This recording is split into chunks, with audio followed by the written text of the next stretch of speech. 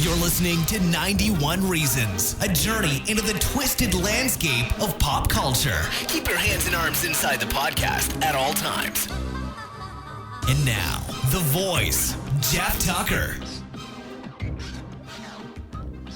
All right, welcome. Another episode of 91 Reasons, but more importantly, another episode delving into the intricacies of the dark and murky, strange, fringe fandom called Homestuck.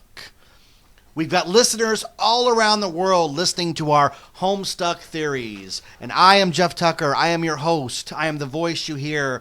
I know nothing of Homestuck. So I must be taken on a journey. I must be guided through the Homestuck realms because as a person over 25, I know nothing of Homestuck. It means nothing to me. I have no concept of what it is. But, dear listener, I am learning as we go along. And what I'm learning most of all is that Homestuck is insane. But it's insane in a good way.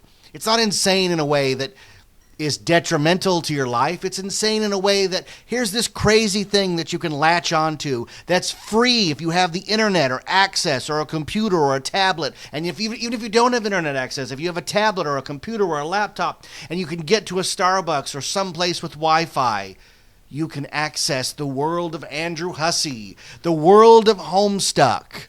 And I am joined once again by the resident Homestuck experts who will now introduce themselves. Austin Taco. Luna. And joining us as a special guest star today is, what is your name, dear? Josie. Josie. And how old are you, Josie? 9. 9. Now you know about Homestuck. Yep. Okay. You've been into Homestuck for what, about 2 years? Mm-hmm. So you started when you were 7. Yep. And you actually have already, at the tender age of 9, you have cosplayed as a Homestuck character at San Diego Comic-Con. Yep. Who were you? I was Rosaland. Who is Rosaland? Lalonde. She's one of the beta kids. One of the beta kids. And you wore a dress with like a symbol, and you carried a doll, and everybody at the Shifty Look booth and area knew exactly who you were. Mm-hmm. There was no question. And you actually went out to the infamous IHOP Stuck incident. Yes. How was that? Awesome. This is 2 years ago almost. About 1.5 years ago. If we count Comic-Cons, it was 2 years ago. But in real, actual, regular folk time, 1.5 years. All right? Mm-hmm. All right, we'll get back to you. All right. So we're joined by our experts here who are going to guide us through some more of the intricacies of Homestuck. And I'm telling you, folks, the more I hear about it, the more I realize that these episodes may never end. We could do an episode a week on Homestuck and never reach a point where we go, well, that was it. Do you think? There's so Always much. something to talk about. There's so much ground to cover. So much ground to cover. Now, Yeah. we didn't hear a lot from you last episode, Austin. So No. let's focus in on you at the beginning here. So once again, you have to understand, Austin is sitting here dressed in his Homestuck cosplay. And who are you cosplaying again? Nepeta Lajon. Nepeta Lajon. Who is Nepeta Lajon? Nepeta Lajon is one of the trolls, one of the aliens. So you're an internet troll. Yes. You're one of those guys who goes on forums and just messes with people, Pretty looking much. for a reaction. Oh, I hate you so much. That's pretty much what they are, the No, trolls. okay, so we talked about trolls.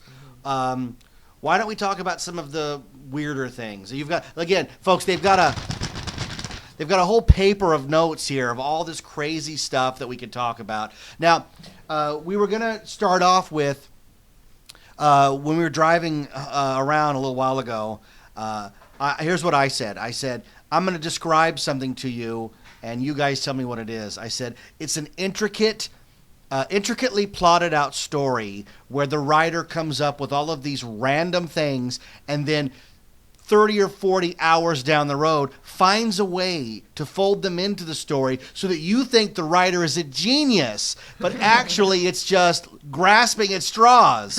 And of course I'm describing Lost, not Homestuck, because Luna and I watched every episode of Lost together, start to finish, oy vey. I did enjoy the ending, but there were some middle parts there where it's obviously they were flailing for storylines. But Homestuck has been accused of being lost-ish at some points in the past, right? Yeah. What was your answer to that in the car? That Hussey wrote a blog post years before Homestuck saying how he hates modern TV. There's nothing good ever to air on TV ever, except Lost. Lost is the greatest piece of genius ever written. So it's no coincidence that his mega opus has a lot to do with Yes, Lost. And you yeah. were citing some specific... Austin, what are some specific examples of how Homestuck references Lost? One of the characters, Wayward Vagabond, goes on a flying ship, and this ship crash lands, and they get stranded in the middle of nowhere, where they find a hats. They go down the hats, and they type in a bunch of numbers in the console, which eventually leads to revealing a map. On the inside of the door. Yeah. Just like in Lost. And then... What do you mean just like... Of course it's... Yeah. That's exactly from Lost, and it came after Lost, right? Right from it, yeah. Yeah. That's a direct rip. It's Direct an reference. but It's no. a reference. If it's arty, it's an homage. If it's a Thing action figure at the swap meet, it's a rip-off bootleg. But in art, it's an homage. It's an homage. Yeah. It's paying tribute to what got him to that Tribute. point. It's a callback, if you will.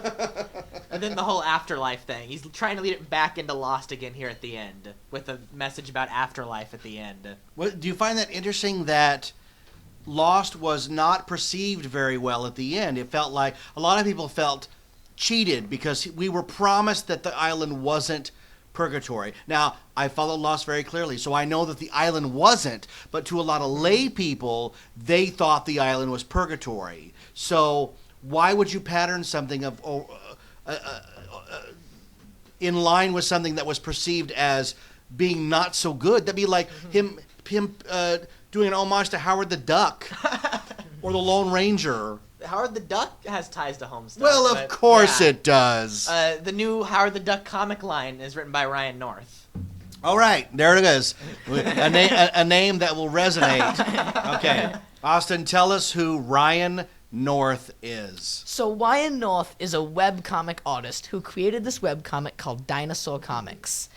He decided to do this comic series where every month, 2 months, he'd switch out a template and write new dialogue using the same 6 panels. He started out with dinosaurs. It was these same panels, these dinosaurs in these certain poses.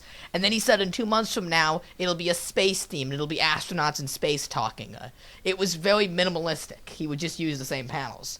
Well, he never changed the template. And here we are, how many years later? 11 years, and he's still using the dinosaurs. Yeah. So now it's just Dinosaur It's the Comics. same picture every day. With different The dialogue. new dialogue. Whatever is happening in his life at the moment. But you're so happy when you talk about that. That sounds ridiculous. That sounds like Yeah. laziness. That'd be like me putting up a new episode every day. It's the same episode. Like no. Wait. There's a deeper meaning to it. Meaning, yes. Yeah. So who is Ryan North? Andrew Hussey's best friend. His best So friend. there's the connection. It's they're the closest friends you can imagine. Hussey carries around a picture of Ryan in his wallet. They've swapped credit cards. They swapped credit cards. The great credit card swap, where they just bought things with each other's credit cards. Ryan North constantly references all of Andrew Hussey's stuff in the Adventure Time comics he wrote. So Ryan North writes for Adventure Time, Yes, The he comics. used to, and he just ended the run. which is another huge fandom that you guys are into. Yes. So Homestuck and Adventure Time sort of are somewhat related. Somewhat. I mean, not really, Really, but kind just of. through Ryan North. There's a few references in Adventure Time to Homestuck, but there's not a single one that's like, oh my god, obvious Homestuck. It's like if you look at it a certain way. But didn't Hussey draw a cover to some comic? Was that not Homestuck? that was Midas Flesh. Midas Flesh, which is Ryan North's comic line. Okay, No all connection. right, the Ryan North. There's the Ryan North connection Yeah, again. Boom publishes Adventure Time. So anytime Hussey or Ryan or anyone like that does a comic, Boom publishes it for him because they're all friends in the Now, business. you met Ryan North at Comic-Con, right? Yes. What kind of guy is he? He's really friendly. He's really friendly. He's a much more open guy than Hussey. Did he offer you his credit card to go shopping? we bought him the Adventure Time comics because we thought we had found a Homestuck reference, and we wanted to ask him if this was a Homestuck reference, and he said yes. He said he even mailed a copy of the comic to Andrew Hussey's house, and he loved it. Mm-hmm. And later on during the Adventure Time panel, after we had meet and greeted him, and did he sign the comic? Yeah, He did sign. Yeah, I asked him at the panel when they were doing Q&A how much of his work is influenced by Homestuck. And what was the answer? Everything I write is Homestuck. Everything he writes is Everything. Homestuck. And He's a guy after your own heart. he's kind of right there. He's kind of right. Everything he writes is directly influenced by Homestuck. If he's telling you about his work, of course he's right. How could he be wrong? How could you go look? The only guy who's wrong about his own work is George Lucas. There's a guy who doesn't understand anything about the thing he created. So, okay, go ahead. The third time we met Ryan North was at Sifty-Look. The third time? It was all the same weekend. Okay. Yeah. I was dressed as Ryan North during all this. How do you dress as Ryan North? He's not in the comic. He is. There's MSPA is coded in such a way that it's set up in 6 sections, one for each of the little comics Hussey writes. If you replace the 6 in the URL with the word Ryan Quest, you get a bonus little 10-page comic about Ryan North. Oh, wait. For those of us at home who are not familiar, tell us again how to get this bonus episode of Ryan North. I mean, this is important. Say it again. Go to any page in MSPA. And what MSPA is MS Paint Adventures. Okay. And erase the page number and erase everything up to the number. For Homestuck, it's a 6. And in place of 6, put Ryan Quest. And you get a secret comic about Hussey and Ryan North drawn in the Homestuck art style. Oh, this sounds great. What an Easter egg. And the best part about it is Ryan North, as a hobo, sleeps outside this random guy's house. And the guy comes out with a broom yelling him to get off his lawn. And fun fact, that random guy is the only random guy in all of Homestuck canon. Every other character is completely important, and there's multiple versions of them that come back in like 20 pages. He's the only character to not be important. The one ever. guy, he throws Andrew Hussey off his porch. Ryan North. Ryan North off his porch. Andrew Hussey writes Ryan as a hobo running around, sleeping in people's bushes. A hobo. Yes. Like a tramp. Dressed as Batman. Yeah. No, wait a minute. A hobo dressed as Batman. Yes. Now, doesn't it say it's just Batman, or does he have like one of those sticks with the little bandana on the end? It's a pink Batman cowl. It's a pink Batman. Well, that's from the TV show.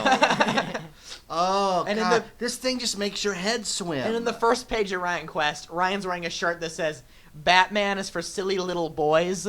So Hussey is calling Ryan a silly little boy by dressing as Batman. Because North is a Batman fan. Yeah. So and obviously Hussey isn't. How can you not be a Batman fan? Batman appeals to everybody. Hussey's never done anything with superheroes. He's not a big... Yeah. The only time he's ever shown any love for superheroes is he talks a lot about the Nick Cage Superman. And that's about it. But that's taking a piss on it. That's not real. In the canon of superhero movies, the Nick Cage failed Superman project is about as good as 20th Century Fox's Fantastic Four movies, Howard the Duck. Well, actually, I like Howard the Duck. And maybe Condor Man or Meteorite Man. But in Homestuck canon, the Nick Cage Superman is used as a metaphor for God. They're trying to set up how humans view God, and that's Superman. He's the big godly figure, and he's an alien. And he's an alien who looks human. So when the kids go God tier, when they reach their highest potential, they go God tier, they get superpowers. They all wear Superman-like capes and outfits. But how does that tie into Nicolas Cage? The guy was never really Superman. No, but Nick Cage had already been established as a character in the plot, so that was a good way to segue between the 2 points. Was to use Nick Cage as the jump point to get to Superman. And about on what page number does all this occur? Let's see. The Nick Cage is late in the 5000s is when they get to God tier. Yeah, But late in the 5000s. I have to point out, as a guy on Reddit corrected us, it's true that the Homestuck comic doesn't begin until page 1903.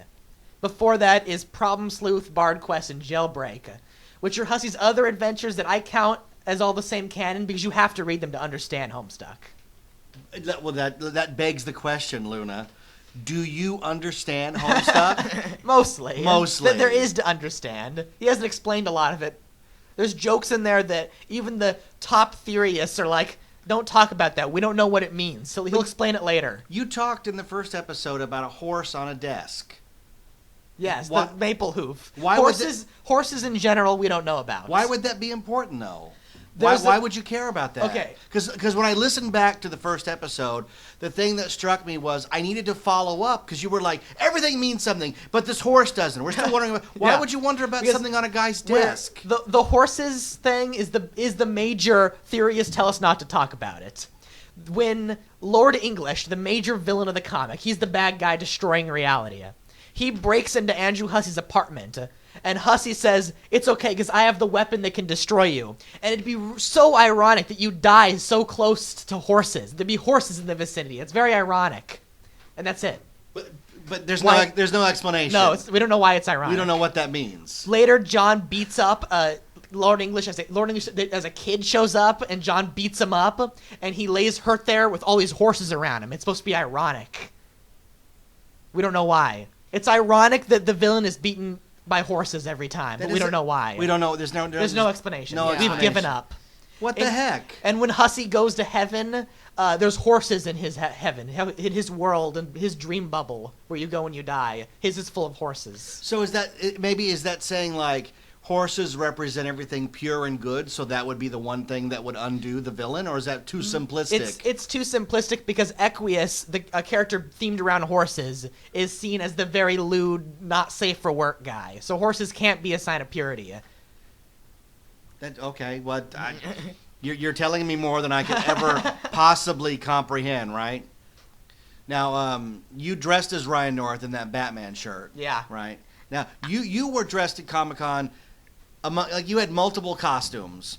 At one point, you had a shirt on that had a whale on it, and you carried a clipboard. Explain what that looked like. That was the same day that Luke was Ryan North. We were in matching costumes. He was Ryan North, and I was Andrew Hussey. And in the comic Ryan Quest, Andrew Hussey is drawn wearing one of Ryan North's T-shirts he made, which is a picture of a whale on it and says, "A wizard has turned you into a whale. Is this awesome? Yes or no?" And I wore that around. I also had a clipboard in my hand because in the comic, Andrew Hussey has a clipboard that keeps track of how many times Ryan North has cried today because he stalks Ryan North as a hobo in this comic. And I actually got the clipboard signed by Hussey. All right, well, we'll get a picture of that on the Facebook page. But no, it gets better. How could it get better? I got it signed by Hussey with Hussey's signature on there, and then I brought it to Ryan North, and I said, "Could you sign it too?" And he signed his name next to Andrew Hussey and put a heart next to it. So now it says, Ryan North hearts Andrew Hussey on the clipboard. This sounds like two guys with some serious issues. That's what it sounds like to me. It sounds like two guys who love each other. and not like, "Hey, man, I love you," but like, "Hey, man, I love you. I want to be dressed as you. Give me a break, man." But you've said Andrew Hussey is married. We don't know. Apparently, Rachel is his partner, but it's never been confirmed. So Rachel could be a pseudonym for Ryan North. Are there pictures of Rachel? No. Maybe. You don't know what she looks like. There's one girl. You don't know her. She's from Canada. Yeah. Ryan North's from Canada. Hey, now we're talking. In the comic, I'm trying to find the page. It's one of the secret Nick Cage flashes. At the end of it, there's a picture of Hussey and a girl. And they're both wearing What Pumpkin shirts. The girl is either Cindy Juice, the head of What Pumpkin, or Rachel, the head of marketing. We don't know which one it is. So, it's debateful. The plot thickens. The plot thicken. But didn't you say at one point Andrew Hussey and Ryan North were living together somewhere? Or is that no? He spends every Christmas up at his Ryan North's house. He'll just go to Ryan North's house for weeks and stay there. And where is this at? Toronto. And Hussey lives where? Supposedly Boston. Supposedly, we don't know. Every single webcomic artist says, "Oh, I live in Boston." So there's either a whole community of webcomic artists, or they're lying about something. They live in GeoCities. Well, let me ask you, do you find it interesting that somewhere there's an Albertsons or a Stater Brothers grocery store or Ralph's where Hussey goes and gets bread and milk? Okay, this is a dumb analogy, but you know that a lot of people know who I am. Yeah. And sometimes when I'm out somewhere, someone will come up to me and go, "Aren't you the guy?" And they normally recognize me from not Scary Farm where I work. because I'm very high profile. And a lot of times people just don't know what to say to me, and they're like, hey, how's it going? And then they just stare at me, and I go, hey, how are you? And I try to, I just imagine you guys, if there was a way that you could be in the vicinity of Hussey every day, you would find a way to go, look, what are you going Yeah. what are you doing after school? Well, we're going to Albertsons. The guy might need cantaloupes. Well, And I only say that because Hussey's not like a celebrity film star or movie or television star. Like, he's a webcomic guy, so 99.9% of the public is not going to recognize him. But he had for a guys really- like you, he's Elvis. He had a really funny tweet just last week. He said all the time he goes out in public with a Homestuck shirt on, one of his own shirts, and he gets people saying, hey, nice shirt, man, love Homestuck. And they just keep walking. But they don't know who he is. They don't know who he is. Oh, my God. one time he does say this. This was like 2 years ago on Twitter. Yeah. He went to go get a Subway. It was a burrito. It was a burrito, but it was a pixel of a Subway. He says it's a burrito. It's a picture of a Subway. And he You're opened talking, it. wait, you're talking about like a submarine sandwich. Yes. Yeah. Okay. And he opened up the sandwich, and inside was a little drawing of Cockhat saying, "Here you go." Yeah. So the sandwich guy knew who he was terrified to speak to him, Just drew a and little instead Cockhat. held up the line so he could draw a character on the Yes. wrapper. And Hussey's ongoing gag from then on is that he can't even get a sandwich without peace. But that's silly because he chased fame. He chased it. You can't chase fame, catch it, and then complain about it. You know, you either want to be famous or you're happy just being one of the guys. He hasn't. I'm sorry. Go ahead. No, go ahead. He hasn't had a con appearance since May, but apparently it ended with him and Casey Green. I think it was Casey Green in a security car that they have at cons, just driving away from fans chasing him. We don't know what happened. Who's Casey Green? Casey Green writes Gun Show. Show Comics, another webcomic. Another web, just of ending. course. Who lives in Boston? He lives in Boston. Of course he does. They all live in Boston. They either live in Boston or Toronto. Boston, if you're listening, keep an eye on your grocery stores, because somewhere Andrew Hussey is in line getting a submarine sandwich burrito, and you could meet him, because he's wearing his own shirt. Yeah, he doesn't hide himself at all. It's just he only gets fans once every week or two noticing him. What do you think of the guy wearing his own shirt? Well, it's free. Why wouldn't you wear it? He Well, has boxes of them. Well, like, I wear a shirt with my book logo on it, and you guys are like, oh, Dad's wearing his shirt. Why is that? Why does that get that reaction, and yet the other gets the opposite? Because I'm Dad, and I don't count, right? But that's okay. I'm okay with that. Yeah, Dad's book. But Homestuck, that's this guy's thing. All right, so I have to ask you. We're gonna switch gears. We've discussed Hussey and North and Green to death, right? Yeah. I have a question for you, Austin. Yeah. I'm just gonna say it. All right. Go. What's a squiddle? A squiddle is a little squid. It's a fictional TV show within the comic, like Sweet Boy and Howlin' Jeff. Now, it's not available anywhere. It's not real. But the ongoing gag on the internet is that they joke about that it was a real show in the 90s. Like, people will make fake Squiddle VHS tapes and fake Squiddle merchandise, even though it was completely fake and just made up for Homestuck. One of the characters, Jade Hawley, watched it as a little child and has posters of it in her bedroom and has the plushies everywhere because it makes her nostalgic. And that's where Squiddles comes from. Do we know the plot of Squiddles? It's mostly fan-made. There's a Squiddles music album that's official, and if you buy it, you get a little download flash movie of what the opening of the show would be like. Do we have any idea? You probably have seen that a million times, right? Skipper Plumthroat, the sea captain, is trying to kill the little cute squid. It's like Smurfs. Oh, okay, so it's animated. Yeah, it's animated. Okay, it's not like that fake Too Many Cooks intro that showed up online a couple weeks ago. Too many cooks. It's animated. Okay, it's animated. Squiddles. It's Skipper Plumthroat, the captain, trying to kill all the little squiddles in their village. It sounds like Snorks. Yeah, like Snorks. If you don't know what Snorks were, folks, in the 80s we had Smurfs. And we also had knockoffs, which were underwater Smurfs called Snorks. It wasn't even a far cry. Like, it was not even clever at all. It was the same exact show, except they had bubbles flying up every once in a while to imitate being underwater. So Squiddles begets Duddles. Duddles. And yes. Duddles are what? So, Duddle is a cross between a Squiddle plushie and Charles Dutton. Charles Dutton, the actor. Yes. The guy from Rock. Not The Rock, but the TV show Rock. And the guy from Alien 3. The big mega hit Alien 3. Did you know that Charles Dutton, before he became an actor, he got his start on Broadway. But before that, he was in prison for manslaughter. He accidentally killed somebody, which is probably that infamy that got him a very special place in Homestuck, because Hussey, above all things, seems to collect the darker parts of pop culture. He doesn't like Christopher Reeve's Superman. He likes Nick Cage's Superman. The version of Superman you never saw, directed by Tim Burton, who didn't really direct it, where Superman neither flew, wore a cape, or wore red and blue, right? Yeah. So how does Charles Dutton how does Charles Dutton get crossed with a squiddle? Like, that doesn't make any sense. So in the comic, they have a whole thing called alchemizing, which is they take the cards their inventory system runs on in the game, and they lay them on top each other, and you can, in the game, punch holes into the card and put it in a machine and it replicates it. John discovers that if you put two cards on top each other, then punch the cards, the items sort of meld together into one thing, which if you can do it right, can make you some cool things. It's called alchemizing. Jade Harley has a drawing pad where she doesn't have to put things in her inventory. She can draw it, and it'll put like a ghost version of it in her inventory.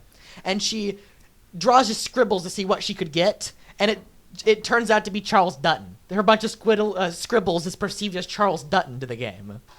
That's the most ridiculous thing I've ever heard. Hussey said it took him half an hour of drawing scribbles over Charles Dutton's head to try to get scribbles that kind of look random, but also could pass as Charles Dutton's face. He must have had some... Let me ask you this, before we continue with Duddles.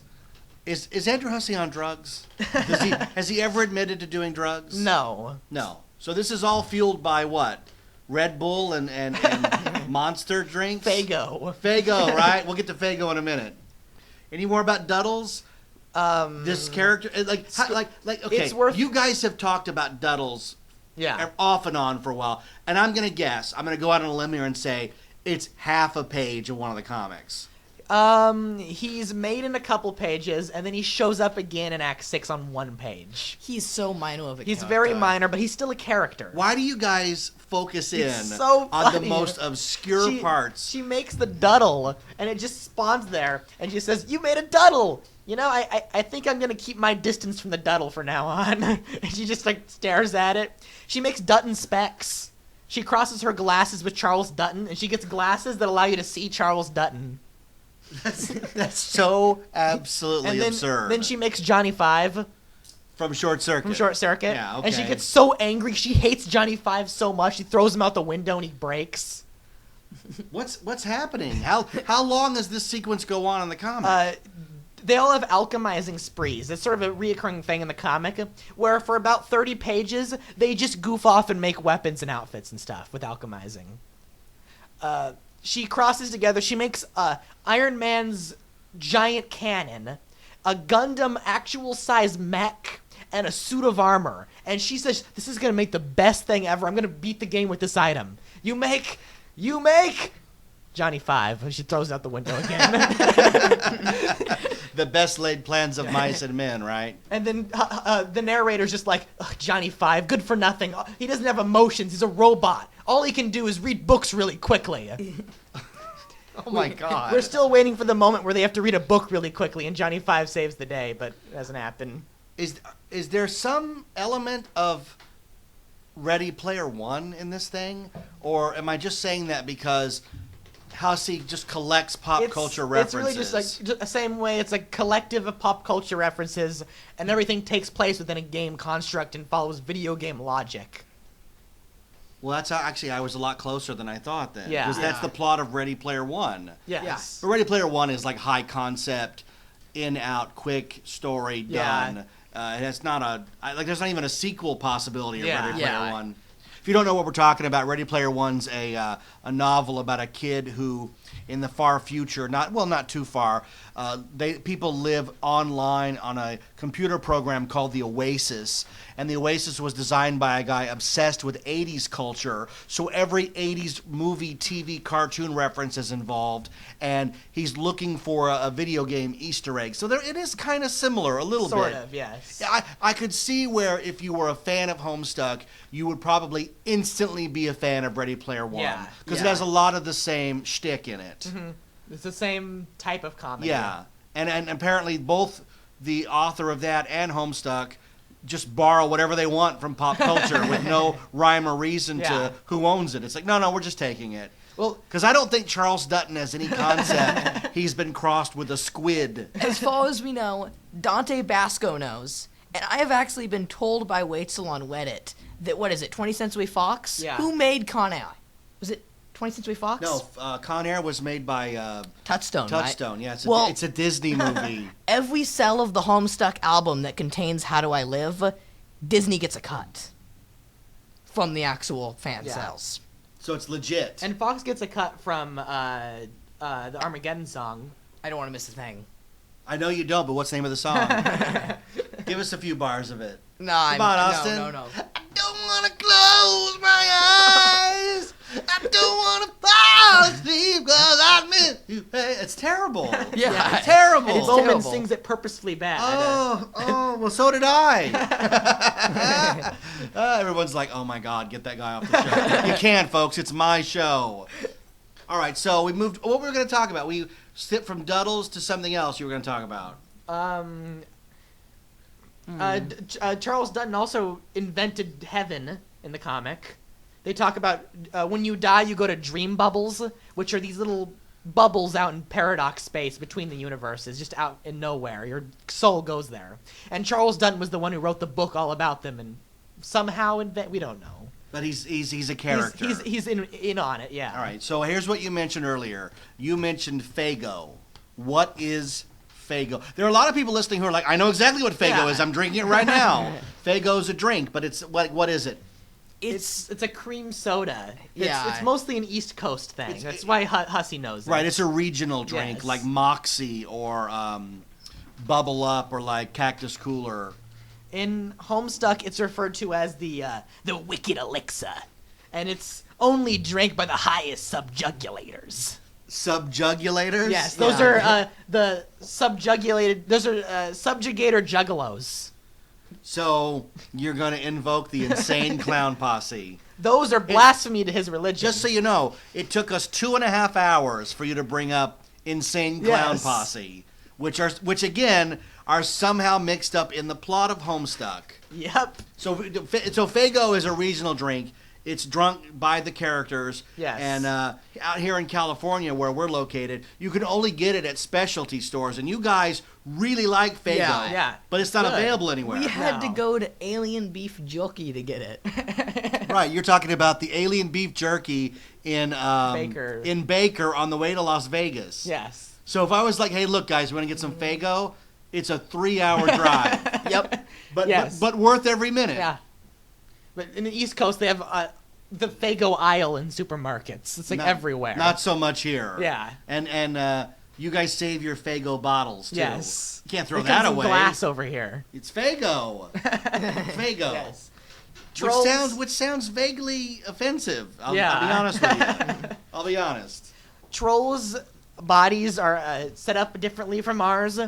To them, sugar is like drugs. They get crazy off the stuff. It's not different So- in any way from giving But sugar to small children. I mean, but it's like to the point I where say- Faygo is an outlawed alcoholic beverage. It's like like- as bit crazy as you can get. So it's like it's the top drug. The subjugulator is the The subjugulator. I love how that you say it so matter of fact. It's the most ridiculous word I've ever heard. You're like, well, the subjugulator. The subjugulator. It's actually subjugulator, but no one says that because it doesn't sound it's not as pleasing to It the doesn't tongue. roll off the Yeah. tongue like subjugulator. Yes.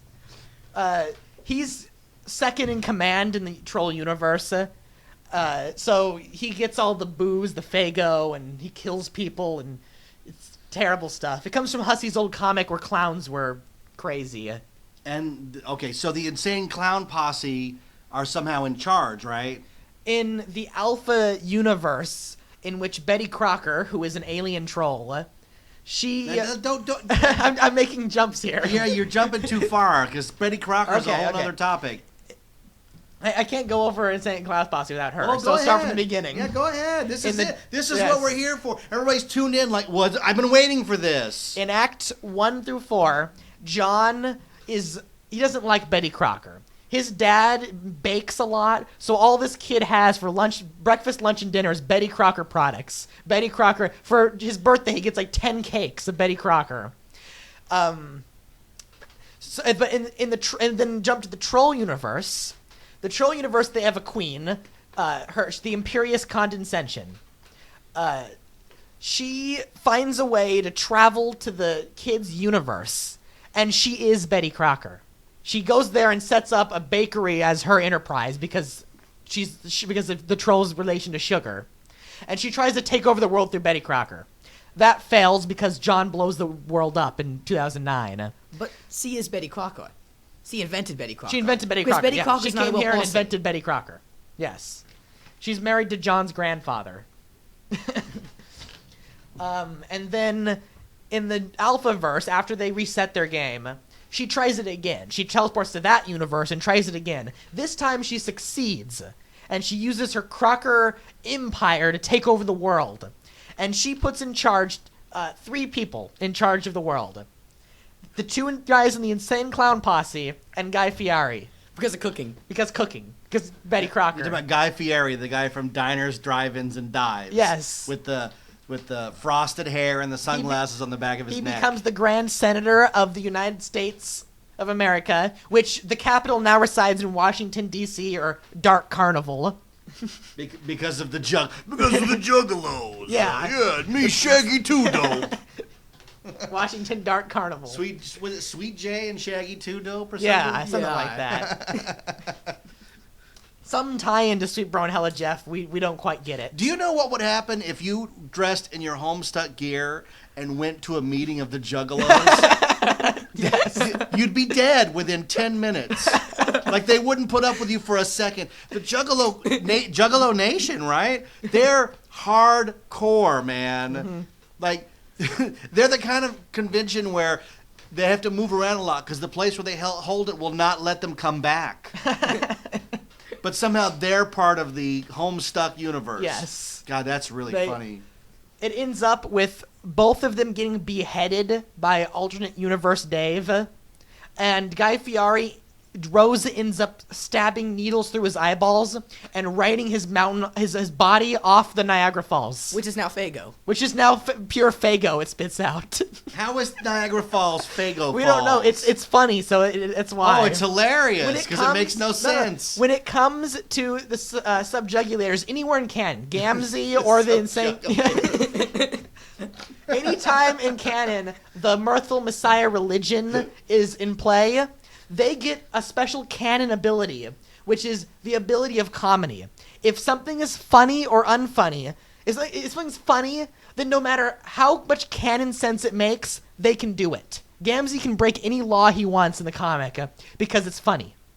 He can't die because it's like the Roger Rabbit. He can't pull his hand out of the handcuffs until it's funny. And he literally cannot until it's funny. Gamzee can't die until it's funny. We've chopped him in half. We've kicked him off cliffs. We've shot him down with a machine gun. Shot him with a machine gun for 20 pages straight. But he can't die till it's funny. All right. What is it called? Canon immunity? Yeah. Something like this. You can't bring down the clown. You can't bring down the clown is the joke. You can't bring down the clown. Yes, that's the joke. And until the characters somehow find a way to bring down the clown into a funny joke, they can't kill him. Now, we used to watch Drivers, Dine-Ins, and Dives a lot before we, Guy Fieri just sort of run his course in my house. But you guys would watch it every time he would appear on screen, you would say the same thing. Yes. What would you say? He is liable for the death of 7 billion people. And I would just look at you like you're crazy. And you'd go, that's the guy. That's a direct quote from the comic. He's responsible for the death of 7 million people. That's the Guy Fieri. And I'm like, that guy just ate like a tuna fish sandwich. How is it so... How is it so awful? What went wrong? He systematically killed 7 Yeah. billion people. Now, he didn't do it personally. He by placing the insane clown posse into power, Yes. he He's- inadvertently caused that by like a chain of events, is what you're saying. Sort of. He's the Antichrist of the Dot Carnival. Yes. He's only... That's his role. That part of canon is only explained in a few pages, but it's hard to tell exactly what happened. But they took power, and Guy Fieri took power as Grand Senator of the Congress, and ICP was elected as the presidents of the United States, the twin presidents. And over a few hundred years, all of humanity was wiped out. They just did not survive that. With having 90% of the Earth's water exchanged for Faygo, they just didn't make it. It might make bathing difficult. Yes. If every time you turn on the tap, By the end, though, Faygo comes out. By the end, the Condis, who's a aquatic troll, she eventually floods the entire world because she's aquatic. She's got to With have water that. or Faygo? With water this time. With water. Okay. Because Thank goodness. Guy Fieri and ICP are humans. They get killed off. Now, this is not on Earth. You're talking about an alternate Earth. This is right? Earth after they reset their game. Reset their game. What does that mean? The kids fail playing the game, so they scratch it, which is basically scratching the disc.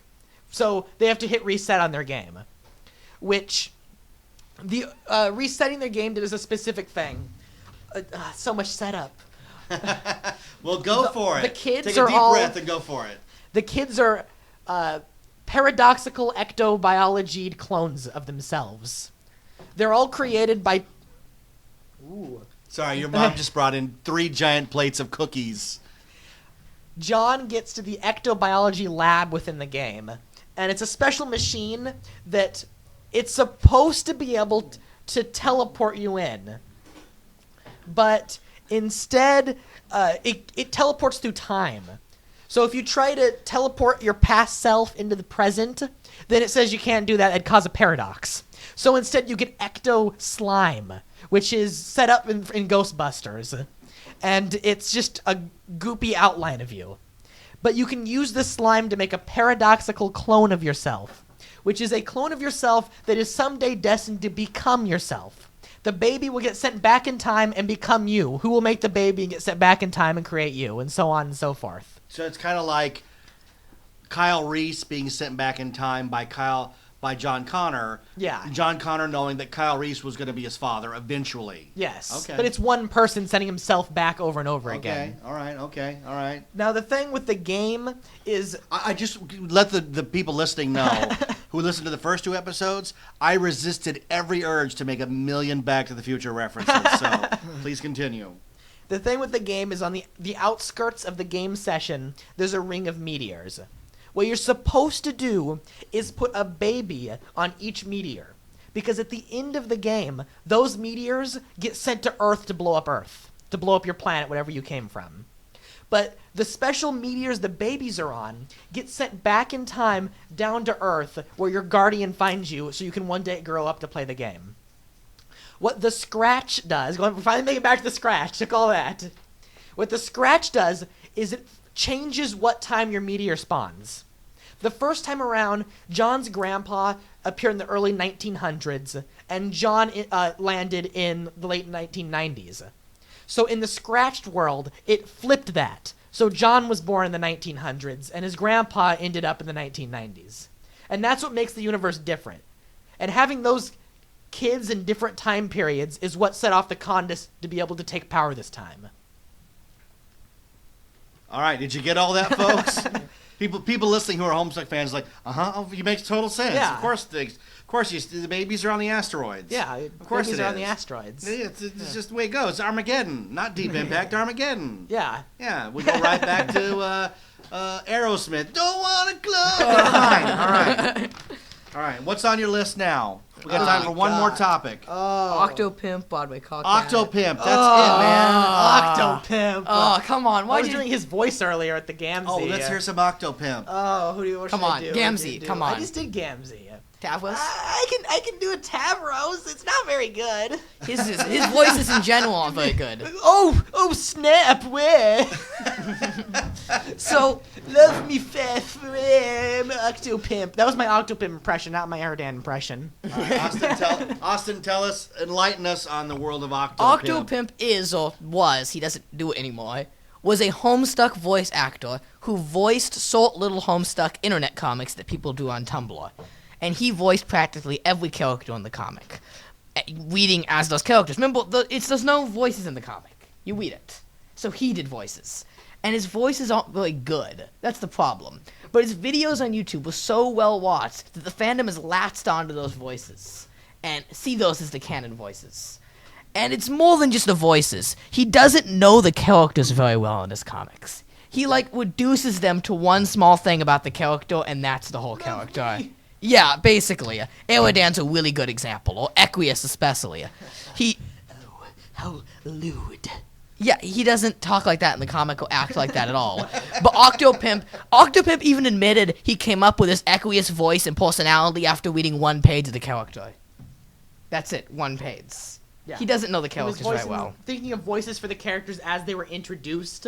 So it was just off whatever their first chat log was. That's their entire character. That's who their voice is. Except he changed Equius. Equius was a snivelly guy because he was gross. And no, that was immediately no. Do we know the origins of the name Octopimp? No. Because I think it's funny, in modern times, the word pimp has come to mean, a guy who's good with women. Yeah, that guy's a pimp. But, see, when I grew up, a pimp was a criminal. He was a guy who made women go out and become prostitutes, and he took all their money. And I'm not sure how we've gotten so far in society and so wrong that the word pimp is being thrown about as something to be proud of, like YOLO or some crap like that. I don't get that at all. But his name is Octopimp. Octopimp. I don't know, has he ever said? It's just sort of a thing. Yeah, it just sort of exists. He probably made up long before Homestuck, and it just sort of stuck with him. Yeah, sure, but he's not involved in canon anyway, right? He's just No, some he is fringe involved. guy. A little... Okay, There's a two whole things. character based off him. One is the small references. Every now and then, Hussey will use a phrase, and the fans are like, "That Hussey's never used that in the that was an Octopimp comic that phrase was from." When Dirk goes God tier, he has these little pants. Hussey calls them pantaloons, but Octopimp is like, "Oh, those are poofy little pants." So when he shows up in the comic next time, Dirk's like, "I'm wearing my poofy little pants here," and he just took it right from Octopimp. So that goes to what we were saying in the other episode, where because Homestuck is so long and exhausting, eventually Hussey just finds fandom stuff to latch onto and throws it in, saves me the trouble. Entire characters now. Cronus is just a Octopimp spoof. He's Eridan's alternate reset game self, and he just took Octopimp's character as Eridan's character and plugged it right in. Because Octopimp interprets Eridan so badly, he made badly interpreted Eridan his own character. Yeah. The whole character is just a And parody then of there's Octopimp. Union Jack, Yeah, who's a which is parody. Spade Slick from the Reset universe. There's a major theorist, Blade Kind Eyewear. Oh no! Oh, boy. Oh, what touching guy! Oh, Let's why do this dual topic? Octopimp Blade Eye here. They kind of go hand in hand. All right, Oh do it. yeah, He's the number one theorist in Homestuck. number one in quotation marks. He's okay. Some of his theories. The No, problem is no, they're not. he makes theories based off theories. Fans will try to theorize what's going to happen in the next update, and he'll say, "No, that can't happen because remember when I said this was going to happen? But if that happens, then this happens, so that can't happen." The irony is that in the next few hundred pages that Hussey's writing right now, Yes. if one BYB theory goes wrong, everything he's ever said is completely unimportant and nonsense. Yes, because he bases things off things. So if the initial thing is gone, then 10 theories are destroyed. And Isen asks to him a lot because I like to. I used to like speculating with him. Yeah. But he is such a jerk. yeah, He's so rude. He got in a huge fight with Rachel from Wet Pumpkin, and she won't talk to us anymore. He drove her out. He drove out of the entire fandom. Yeah. She used to post during the Gigapause. She posted on the Reddit almost daily and the forums almost daily. Then she got in this huge fight with BYB, and she hasn't talked to us since. She was arguing at BYB that he is overanalyzing a simple comic and putting too much thought into She it. started spoiling stuff for him. BYB kept saying, "My theories are true. You'll all see." And Rachel says, "Hi, I'm very personal with Andrew. I've seen the rest of the comic, and you're wrong." And he was like, no, I have to be right. Have you ever given thought to maybe the reason Rachel? Mm-hmm. The reason Rachel is gone is that Hussey just got tired of being her? We thought about And that, shut it yes. down? Yeah. We've thought about that, yes. Yeah, that could be possible. Yeah. Hussey didn't talk to us for 12 months, but Rachel was very talkative. And you've never seen her. No. And she only exists as a name. Yeah. She does does. some comics on Twitter. All right, we're calling you out right now on the 91 Reasons podcast. Rachel, if you're a real person, please contact us via our Facebook page so that in the next episode we can confirm 100% that you're a real person. Thank you. Also, tell Hussey we want the game. Anyway. All right. All right, we're going to wrap up at that point because there's still lots more to talk. We're nearing an hour on this episode. There's still so much to cover. I know. That's we can journey once again into the realms of the Scratch and the Homestuck and the third world ICP. What'd you call it?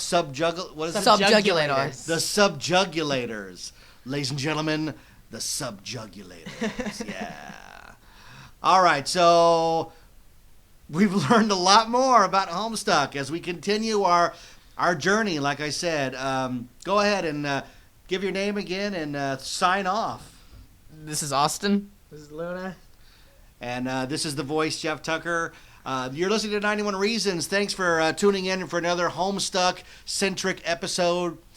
We will keep doing these until we literally run out of things to say. Is that impossible? Yeah, that could go on for Especially hundreds with of episodes. Still updating. You could just keep going. Yeah, Yeah. you could. Like if I said, look, we're going to take a break and then do another hour, you could do it. Yeah. Well, yeah, there's so much to talk about. Easily. God, it never ends. We Just never- off this paper in front of us, and I've already thought of 10 more things Yeah. to add Well, to you it. better keep writing. We never talked about Broadway Call Cat or Gary's Mod. Yeah, we have to get all that on the next episode of 91 Reasons. The best way to support 91 Reasons, if you like what we're doing, is go to iTunes, subscribe, give us a review. We love reviews on iTunes. I am the author of 3 books you can find on Amazon.com. The Sixth Key, The Lost Station, and my new book, The Infinite Backward by me, Jeff Tucker. They're available in either paperback or as a Kindle download for 99 cents. If you're a member of Amazon Prime, you can download the books for free, and I think I make about 35 cents. But hey, it's only because we're friends. Right? Guy Fieri? Guy Fieri? See, Guy Fieri was going to... He's been to Knott's Berry Farm before where I work. And it's very hard to like look at him and not think like Homestuck and he was responsible for all these deaths. And really the guy's just like, oh yeah, this is the greatest cheeseburger I've ever had in my life. Like it's so weird to have him be a character in this thing that you guys are so passionate about. And every time we see Betty Crocker products, you guys freak out or like it's just so funny. Remember the girl dressed as Betty Crocker at Shifty Look? Yeah, You they ever- had a bowl of Betty Crocker tweets even. Did you get her number? She was really good looking. That's not what the fandom's about. There's no dating allowed. Well, that's a whole other topic. There's 4 types of whole other topic. There's 4 types of love in Homestuck. Homestuckmatchmaker.tumblr.com is still my dating site that never got used because no one's submitting stuff. I love it. See, folks, Homestuck continues forever. Well, we're going to sign off here, but we want to thank you for listening to the greatest show ever created here in our home in Riverside. And that show is called what? 91 Reasons. Thanks for listening to 91 Reasons. Please subscribe and leave a review on iTunes. Find us on Facebook. Is anyone even still listening?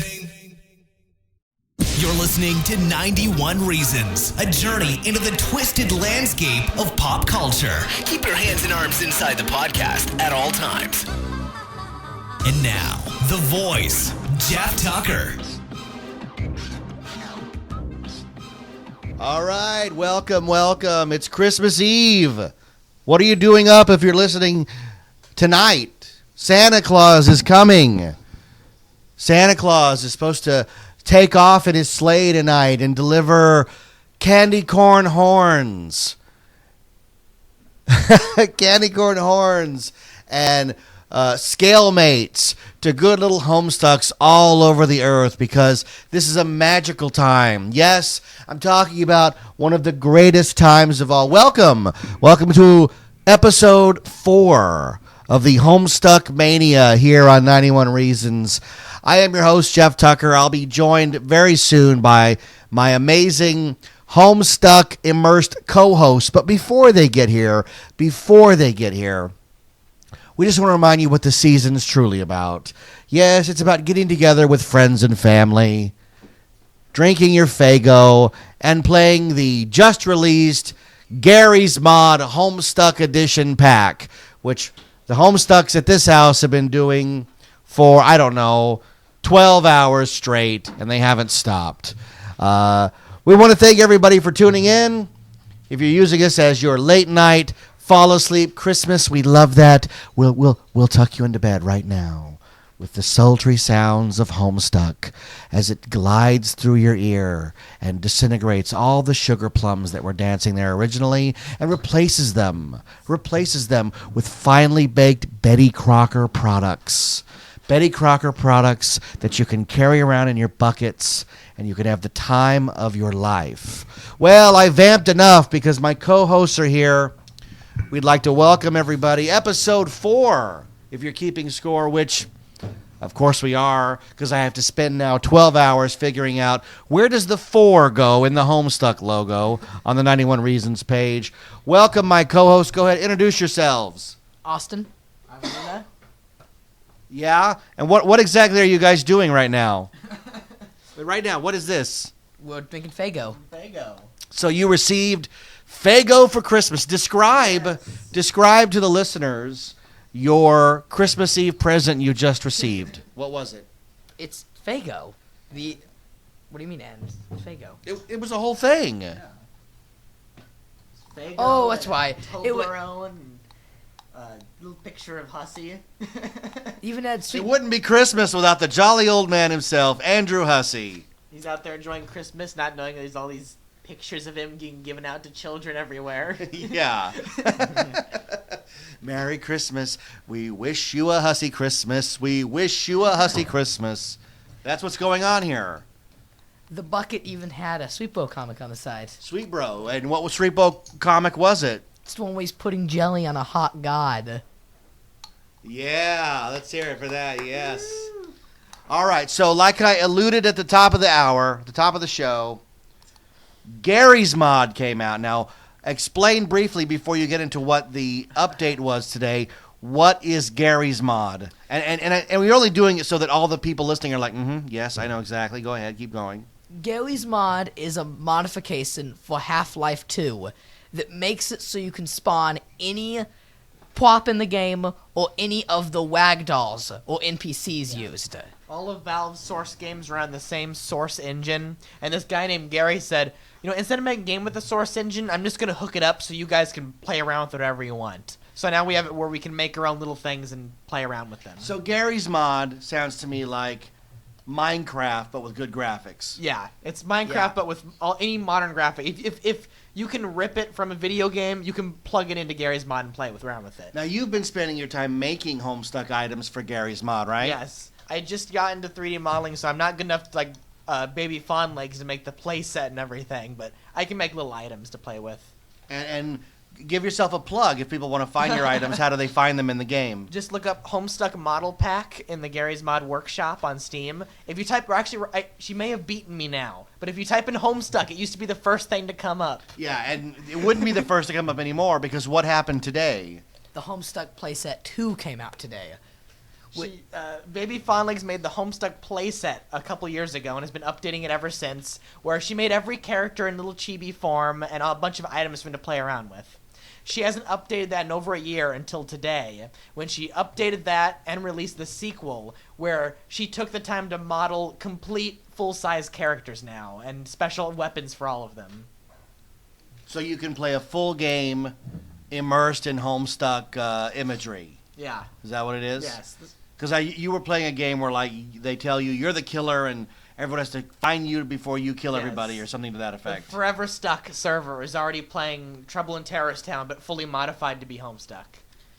It's a game mode where one person is the murderer. Now, this game mode is normally played with generic characters, whipped from Counter-Strike source, but now they've plugged it in with Homestuck characters, so you can play as any character you want. All right, that sounds great. That sounds like your weekend is set. And you're taking a break from that with your Faygo in hand to deliver Homestuck goodness to all the little Homestucks all over the world. We've gotten huge numbers on these episodes, so people know who you are.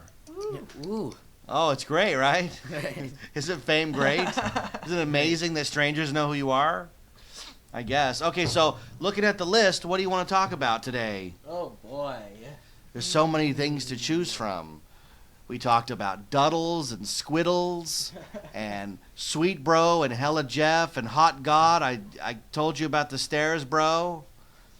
You want to talk about Wizardy Homestuck? Yeah, you were talking about something earlier that you wanted to bring up. Wizardy Herbert? Wizardy what? Wizardy Herbert is Hussey's unfinished novel. He really doesn't want us reading it, but we read it anyways.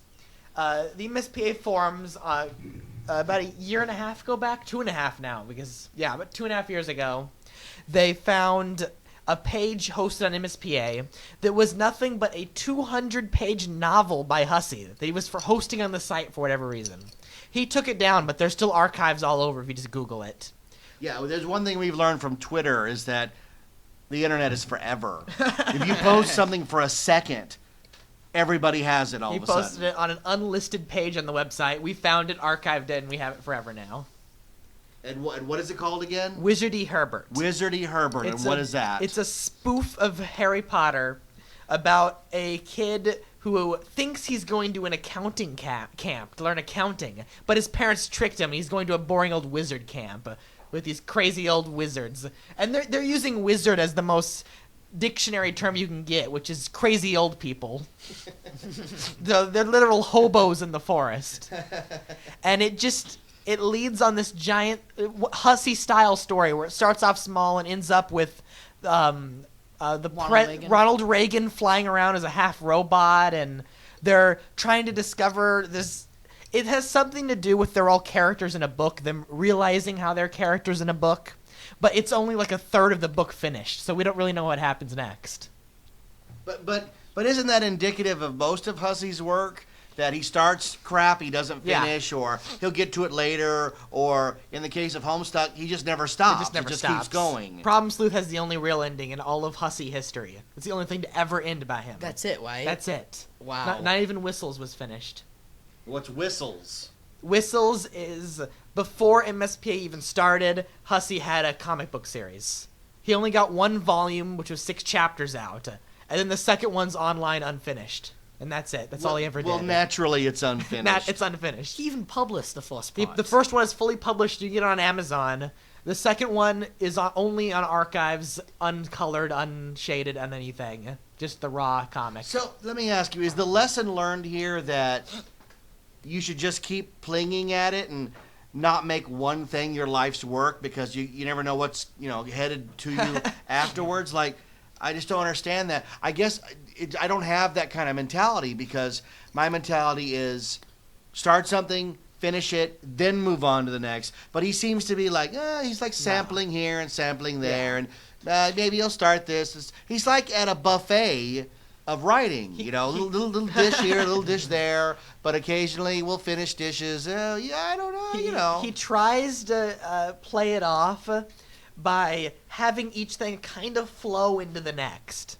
There are parts of Homestuck you can't understand unless you've read Wizardy Herbert. But that's not fair because Wizardy Herbert wasn't meant to be read. No, he made an archive that he's told the fans, please don't read it. It's kind of my personal thing, and then references it in the comic. And you don't get the references unless you've read it. Didn't he just reference it like a few updates ago? Yeah, the whole anything to do with John and Roxy being shipped together is all a giant Wizardy Herbert reference. Yeah, and 90% of the comic right now they're reenacting Wizardy Herbert.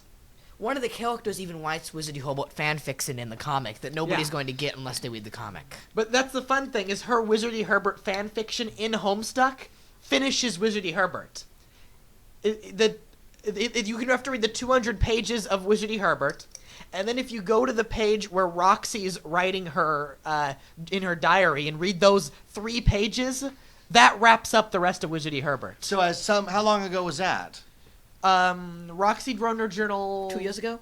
A little less than 2 years ago. So has somebody taken that and finished Wizardy Herbert and then put it in a finished final form? Like, here it is? No, not really. There's no threaded together article yet. No, you got to read it in pieces. A lot of fans won't read it. A lot of people won't even read it. Like Late-Eyed Kindware, the #1 theory in the fandom, he refuses to read it because Hussey told him not to. Despite the fact that if he read it, he'd realize every one of his theories is wrong. Yeah. But that's like when George Lucas says don't watch the original versions of Star Wars, only the special editions. You'd be missing out on the better version. Exactly. You Yeah. can't. Sometimes the creators don't know how to deal with their own creations. And I'm not saying that in Hussey's case, but I am saying that in George Lucas's case, that it simply became too big for him. And he couldn't keep all the threads together in a coherent form. So his way of fixing it was retconning. But doesn't Hussey do that a lot too? Yeah, Yes. but it's Like it's that's part the of the plot. story. That's the plot is retconning. there's- It's wink, wink, wink. We're retconning. There's been a few times in the story that it's been retconned for other reasons, and there's like you're not even supposed to talk about them. They're very notorious. Well, we should talk about Yeah, it. we should talk about We them. should, yeah. Go The ahead. tricksters. The tricksters. So, how do you explain what tricksters is? In the Homestuck walk-around flashes, you could hit, what buttons You is could it? Control-Alt-T to do a cheat code where they went trickster mode, which is they get all Sugary. sugary, yeah, Hyped up. cheery, hyped up. It's a cheat code. And it actually happens to one of the characters canonically through the story. So what happens is the character gets pink hair, a lollipop in their hair, and their skin turns Caucasian. Now, Homestuck characters don't have a skin color. They're just, I don't know how to explain it. Like, they don't have one. white. All white. But they turn Caucasian when they go trickster mode. And then the character says, I feel so Caucasian. Now, Hussey had to change that. Yep, he got so much bad rap from his fans yelling at him. It now says, I feel so peachy. yeah, peachy. No, get No. No. Doesn't It's make any sense. Caucasian. The joke doesn't make any The sense. joke doesn't make any sense. No. That seems to be a recurring thread of Homestuck. It doesn't make any. It'll make sense eventually. Yeah. There's no canon payoff for this, though. This is literally, he changed the comic because the people on Tumblr were saying he was racist. Because he said the word Caucasian. That's a racist word to say. Yeah. How is Caucasian racist? We don't know. Because he was making fun of the fans' headcanons that character was Yeah. black, saying, no, that character's white.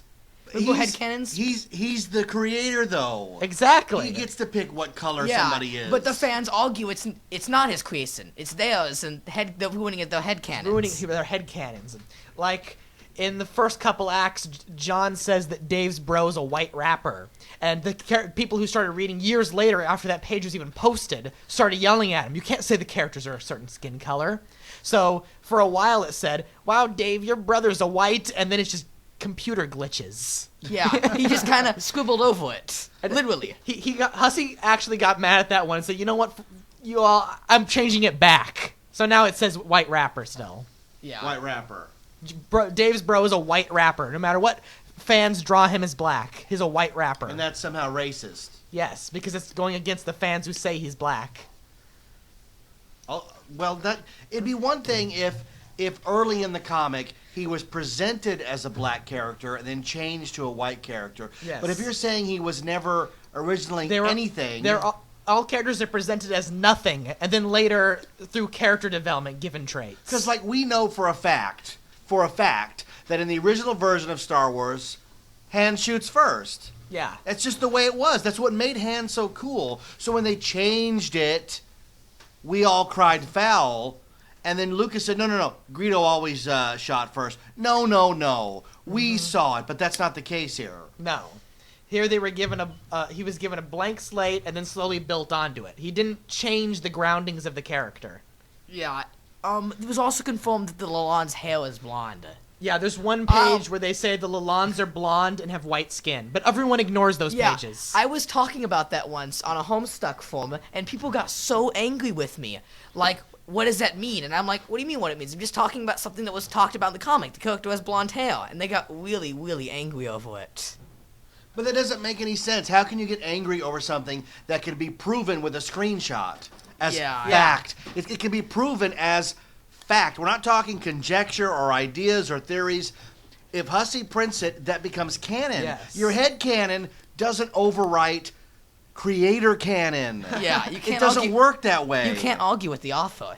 No. And it's funny to see that Hussey's realized he only has about 1,000 more pages left to fit stuff in. So he's been trying to slide in more and more headcanon confirmations of what's exactly what. Like, they go off on this really weird tangent that confirms one of the characters' leg hair. Like, that's never been a thing before, but now I'm saying for a fact this is what their leg hair is like before the comic ends, so it's all written down. And he just confirmed that the Dragon Girl has like a weird reptilian voice. Yeah, none of the voices are ever mentioned in comic, but he just went out of his way to talk about one of the characters' voices. Whose voice? Terezi. John... You called it something else, though. The Dragon Girl, because he's obsessed with dragons. So Terezi is the Dragon Girl. Because No. she's Libra, and the Libra sign is scales. So that he does a double play on justice and dragons. Both have scales. Oh, okay. She's the one who has the Scalemate dragon plusies. Character traits aren't just, okay, this character's this because I said so. You can track them down to connect it with everything. You can break a lot of it down. So everything's connected. Yeah. Some way. Even the character Somehow. traits. He doesn't just say, this character has this trait because I said so. It all comes together. But it doesn't seem to matter if somebody's headcanon Yeah. doesn't match what they're reading, and they're like, wait a minute, this... But if somebody was that forceful about saying that their opinions are bigger than the creators, why would they continue to read? Why not just give it up? I don't know. I mean, I speak from experience because there came a time when the Star Wars stuff that Lucas was spewing in the prequels and the revisionist versions of episodes 4, 5, and 6 that I simply was like, I'm done with this. Mm-hmm. I don't want to deal with it anymore because even the creator can't keep it all straight. So what do you do? It's that weird split again between the actual comic and the Tumblr Fandom. side fandom. And we're mainly saying Tumblr side. It is Yeah. really just the Tumblr side. Yeah. Like, you can go to the forums and the Reddit, and they won't throw a fit about No, headcanons. it's only or the what's Tumblr canon. people who are throwing What fits. is the appeal of Tumblr? And like I've seen some Tumblr posts, and it seems to be the worst grammar. Mm-hmm. Every word is misspelled. Nothing makes sense. You have to look at it 3 or 4 long minutes to figure out, like, I don't speak idiot. Why? This doesn't make any sense. Why are the people on Tumblr so happily ignorant like that? I don't understand. They're a weird, hard to understand bunch. Yeah. But you're on there. Very Yeah, rarely. very I spend rarely. more time on the Reddit now. I was practically driven out because I got so much hate mail from different Annans. You got hate mail about what? I get hate from a lot of people. A big thing that happened was DasCon. DasCon's caused such a big fight on Tumblr, mainly involving me. This is before the con doors opened, before we knew that it was the worst con of all time. People were arguing that this con was, what did they call it? What was the argument over? They said you were yelling at these people for spending their money on going when all that money could have gone to charity. That's right. Why spend money on a con when you could hand it to a homeless person? That was the argument. But these are the people that go to cons. These are the people that go to cons. What the hell are you Because talking Dash about? Con specifically was a waste of money. Well, but you this didn't was know before that we before- didn't know that yet. You didn't know that before it opened. Yeah. No, we we didn't know didn't. that yet. People were just saying, why would you spend your money to go to cons when you could donate to charity? There were 2 or 3 years that Wizard World LA was great. We didn't know that the last year it was here was going to be a big waste of time. You don't know that till you get there. So Yeah. I was arguing with him, telling these people are passionate and they look forward to this all year, and this is what they look forward to doing. Now, this is before I knew the con was going to be a total scam. Nobody knew. The doors hadn't opened yet. Of course, all this fighting, it was like 3 or 4 hours of people just yelling at me, and the doors finally opened and the con was a whole letdown. And then we realized we shouldn't even be arguing. This is ridiculous. This whole con was a scam. So did everybody go on that thread and go, you know what, dude?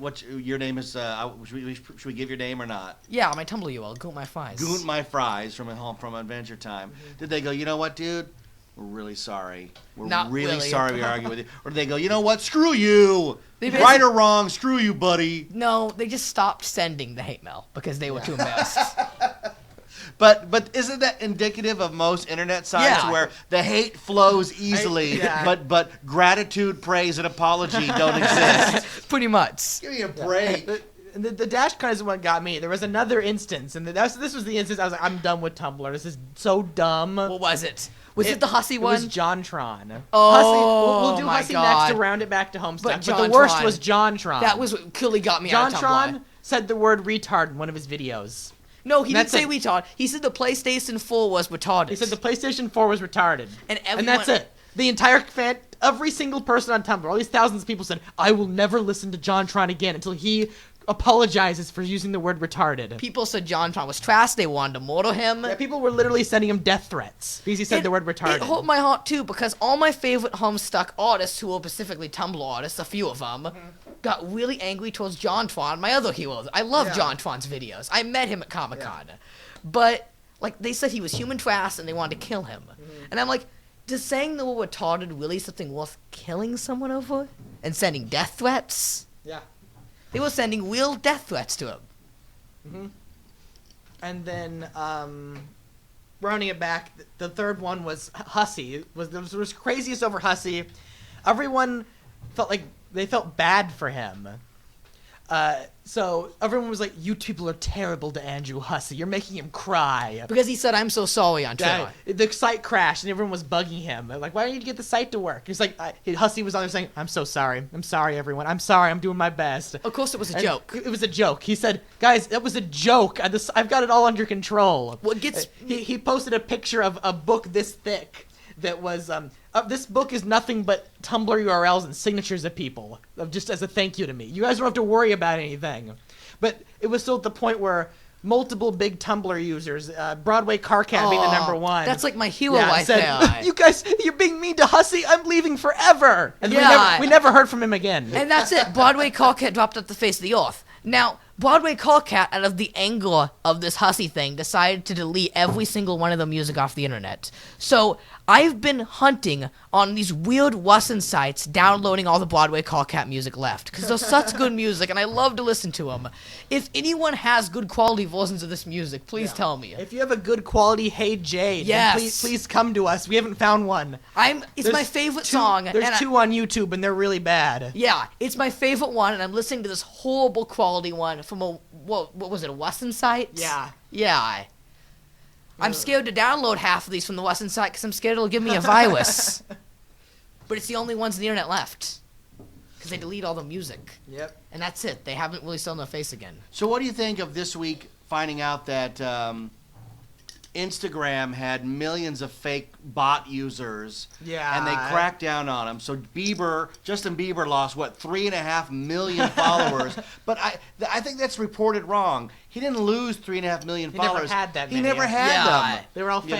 Yeah. So what's to lose? They were inflated numbers. Do you think that applies to Tumblr as well? I don't know. I know it's not related because you guys are talking about actual people that it happened to who had problems. And who gets to decide what words are offensive anymore? Like when I was growing up, people used retarded all the time, and now it's offensive. Everything's offensive. Everything nowadays needs a trigger warning. If you say the word stupid, then you're ableist, and you gotta have all these trigger warnings. If you go on Tumblr and say the F word, it's fine. It's perfectly fine. Curse words are fine. Cuss words are fine. You can use them and misspell words, and cuss words are fine. But if you say stupid, oh man, you can have death threats. I'm different because I think using a semi-offensive word as slang isn't a problem, but you offend me greatly if you murder the English language. Like where I work, I see guys wearing those metal militia shirts everywhere, and militia is spelled wrong, like it's spelled phonetically. And I just look at it and go, why would you wear something that's spelled wrong? Like, that's just stupid. I don't get that. Like, you would never... It's not proper anymore to say that a person is retarded. But an idea being retarded to me is just slang. And I don't see how that's such a big problem. You're not using it to be negative. It's just as the slang word it is. Yeah. Right, I'm not saying that your idea has severe developmental disabilities and will never mature past a... I'm just saying, hey, you know what? Maybe taking this road wasn't the best idea. Yeah. That's all I'm saying. And I don't know why you can't... But see, I'm different. I was going to say, I don't know why you can't differentiate that. But I'm different because I'm really hard to offend. Like I said, what offends me is destroying the English language, or even worse, being proud of it. You know, I'm proud, man. I don't know that. I spelled it wrong. Who cares? Whatever. That bothers me. All right. So what's next on your list? We're burning through this. Skip to something else on the list. What does it say? Why does it say copyright? Oh, that's another controversial issue. Yeah. That's how Hussey won't allow anyone to do anything. Yeah. Unless it's a 2D commission that is multi-fandom, you can't do anything legally. Nothing. You can't sell anything Homestuck. You're talking about in regards to Homestuck. Yes. Yeah, that's the Yeah. missing part. Like, you can't go on Etsy and open up a Homestuck fan shop and start making No. clay figures and hats and No. flags and Nope. coasters. Well, what happens to those people? They get yelled at? From what we hear, Rachel from What Pumpkin has a talk with them, and then we never hear from them again. Tell us your con They story. just disappear off the internet. You have a funny con story to tell. Come on, tell it. Yes. I was at Anime Expo last year, and there was a Carcat keychain up. Now, next to it was a Terezi keychain and a Gamzee keychain, and they were already post-it noted over. And I tried to buy the Carcat, and they're like, well, we can't sell those. Hussey just was at a booth. He said we can't sell those, or he'll come down on us. And it's like, what? Were you freaking out because Hussey was at the booth, or because Yes. Yeah. that guy's art was being suppressed? Yes. He wasn't even signing at this con. We don't even know if we've still never been a confirmation it was Hussey himself there. They said it was, though. But I believe it because I asked Hussey's wife on Reddit and she got all angry Yeah, with she me. said, that didn't happen. Yeah. Like, we were there. and- You're like, wait a minute. Something happened. This is not a story of a friend of a friend. This was me, lady. Yeah. And Hussey's wife is always so goofy on Reddit. Yeah. And they were so serious with me. I'm like, he's definitely lying because That's like the Shark Tale guy. I'm not going to be able to confirm or deny that for you, sir. Well, I just want to know about the playset that I'm holding. I can't talk about it, sir. Like, okay, it doesn't exist. This call never happened. The legalities of it all is so weird that Hussey can go up to a random booth in the artist alley and look at all the different fandoms like buttons on the table and point to the Zodiac one and say, you're not allowed to sell that one. Like, you can sell the Avatar and the anime, but that one, that Homestuck one, you can't sell that. That's illegal. That doesn't fall under Okay, I actually saw this happen at Kamikaze, where they were having an argument where a guy was like, that's my characters and he's making art. And I'm like, dude, every booth here has Superman and Batman, Wolverine, Doctor Who, There's so Benedict much- Cumberbatch. there's so much you can't escape it. Just take it as free advertising for your Yeah. book. That's it. Just take it as advertising. The Night Vale guys are on there all the time with all the merch they've been picking up. Meanwhile, Rachel from What Pumpkin is posting on her Twitter a picture of all these Homestuck keychains and plushies saying, here's all my swag I got from the con for free this time because I stole it from people who were not allowed to sell it, just confiscating it. Well, the Night Vale people are also a little guarded about their stuff because I had a Night Vale, something we got at Comic-Con this last Comic-Con 2014. I put it on eBay because I put everything on eBay if I don't want to keep it if we have extras. And I got a letter saying Night Vale is the only profit we get from doing the podcast is through the sale of the merchandise, and we don't allow any third parties to sell. And I'm like, look, Yeah. this is my item. If I want to sell it, I can sell Yeah. it. Now, out of respect for them, because they do a podcast, and I was doing a podcast, I took it down. I didn't sell it, and I gave it back to you guys. Mm-hmm. But I could see where some normal person, quote unquote normal person, would just go, take a hike, lady. You can Yeah. buy it or not. You know. Who gave this to me? Why Yeah, can't I resell it? once it becomes my property, I can do anything I want. That'd be like Honda going, we noticed that you're trying to sell your used Honda. Yeah. No, Honda dealerships are the only place to sell. In America, you can sell almost anything except guns. Yeah. Yeah. Even then, sometimes you can sell guns collector to collector. Night Vale wasn't the best example. A better example is to Cartoon Hangover, and they won the Beat and Puppy Cat and Bravest Warrior tumblers. And if anyone ever posted us selling something on Etsy, they'll reblog it and signal boost it, telling you to buy hey, their stuff. come check out this Etsy shop of cool stuff from our show. So they promote it. They promote it because it's free advertising. Yeah, I think that's pretty cool. It's more apparel and stuff out there to show off that they don't have to do all the tax and stuff. Well, here's what I would the say. fans are handling it all. As a guy who writes books that have characters and settings and vehicles and fun stuff, and that would be the 6 Key series on Amazon.com. Usually when that stuff is made, it's because the retailers themselves aren't making it. The crafters and the one-offs and the artists are filling a void. Like, look, how much real Sherlock merchandise is there? There's a few buttons at Hot Topic. And a shirt. A shirt, maybe yeah. 2. But if you go on Etsy or on eBay, like, you can get coffee mugs and posters and Benedict Cumberbatch pillows, anything you want, because the big company's not making it. What are you supposed to do? There's nothing. We were at Shifty Look, and there were two Homestucks. Hussey was up signing over there, and there were these two Homestucks. Like, okay, you guys got the stuff? Yeah, we got it. And they bring out their bag, and like it's wrapped in bubble wrap, and it's a pair of horns. Because they're not allowed to sell that. So they're just exchanging the money behind Hussey's back right there. Oh, my God. Wheel of Fine won't make the horns for about 6 months till after that happened. So they're just doing it behind his back, literally behind his back. Yeah, like he's sitting right over there. Sitting over I there. remember they were selling it off at IHOP. It was literally in a Ziploc bag of bubble wrap, all hidden. Ran back to IHOP with it. So at the IHOP Stuck, there were pancakes and bootleg paraphernalia. You're breaking the law. So what about now? If you make something for yourself, there's no law against that. There's no copyright infringement. But if you try to sell it, that's where you can get. As long as there's no money changing hands, he can't legally intervene. He can still get mad, but he can't legally do anything.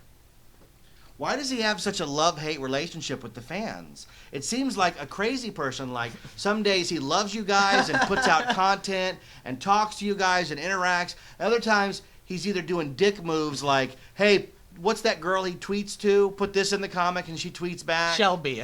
Or he's shutting people down for doing their art based around it. Like, I can't get a handle on it. I have no idea. And I met the guy. I have no idea what his deal is. Do you have any idea what his deal is? He's just weird. I don't think he's grown accustomed to being this big yet, because just 4 years ago he was working on these little dinky comics on one website no one cared about. Yeah, he's not used to having such a big franchise. Yeah. He's used to being an indie web When comic it comes artist. to fan art, he kind of picks favorites. There's 4 or 5 people who are now like the Art Team 2.0 is what he called them on the blog. And they're the one who make all the prints and flashes and calendar and stuff. Yeah, Selby actually isn't part of the What Pumpkin team, but every other week he's hiring her to make new merchandise and make another comic. Does Hussey have a day job, or is this it? This is it.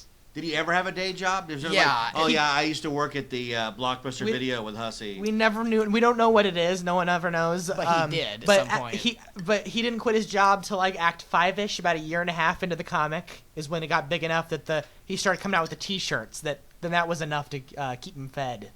To keep him rolling in Faygo. He said that all of the advertising pays for the server and all the merchandise pays for his food. That's crazy. And what kind of check do you think he got from Namco for that project? Yeah. Never lasted more than 10 seconds. That's the part a year and a half ago where it gets a little weird, because he's done so much weird stuff since then, video games and Kickstarter. That's and when he got pretty Namco, big. That it's moved past that. Yeah. Even.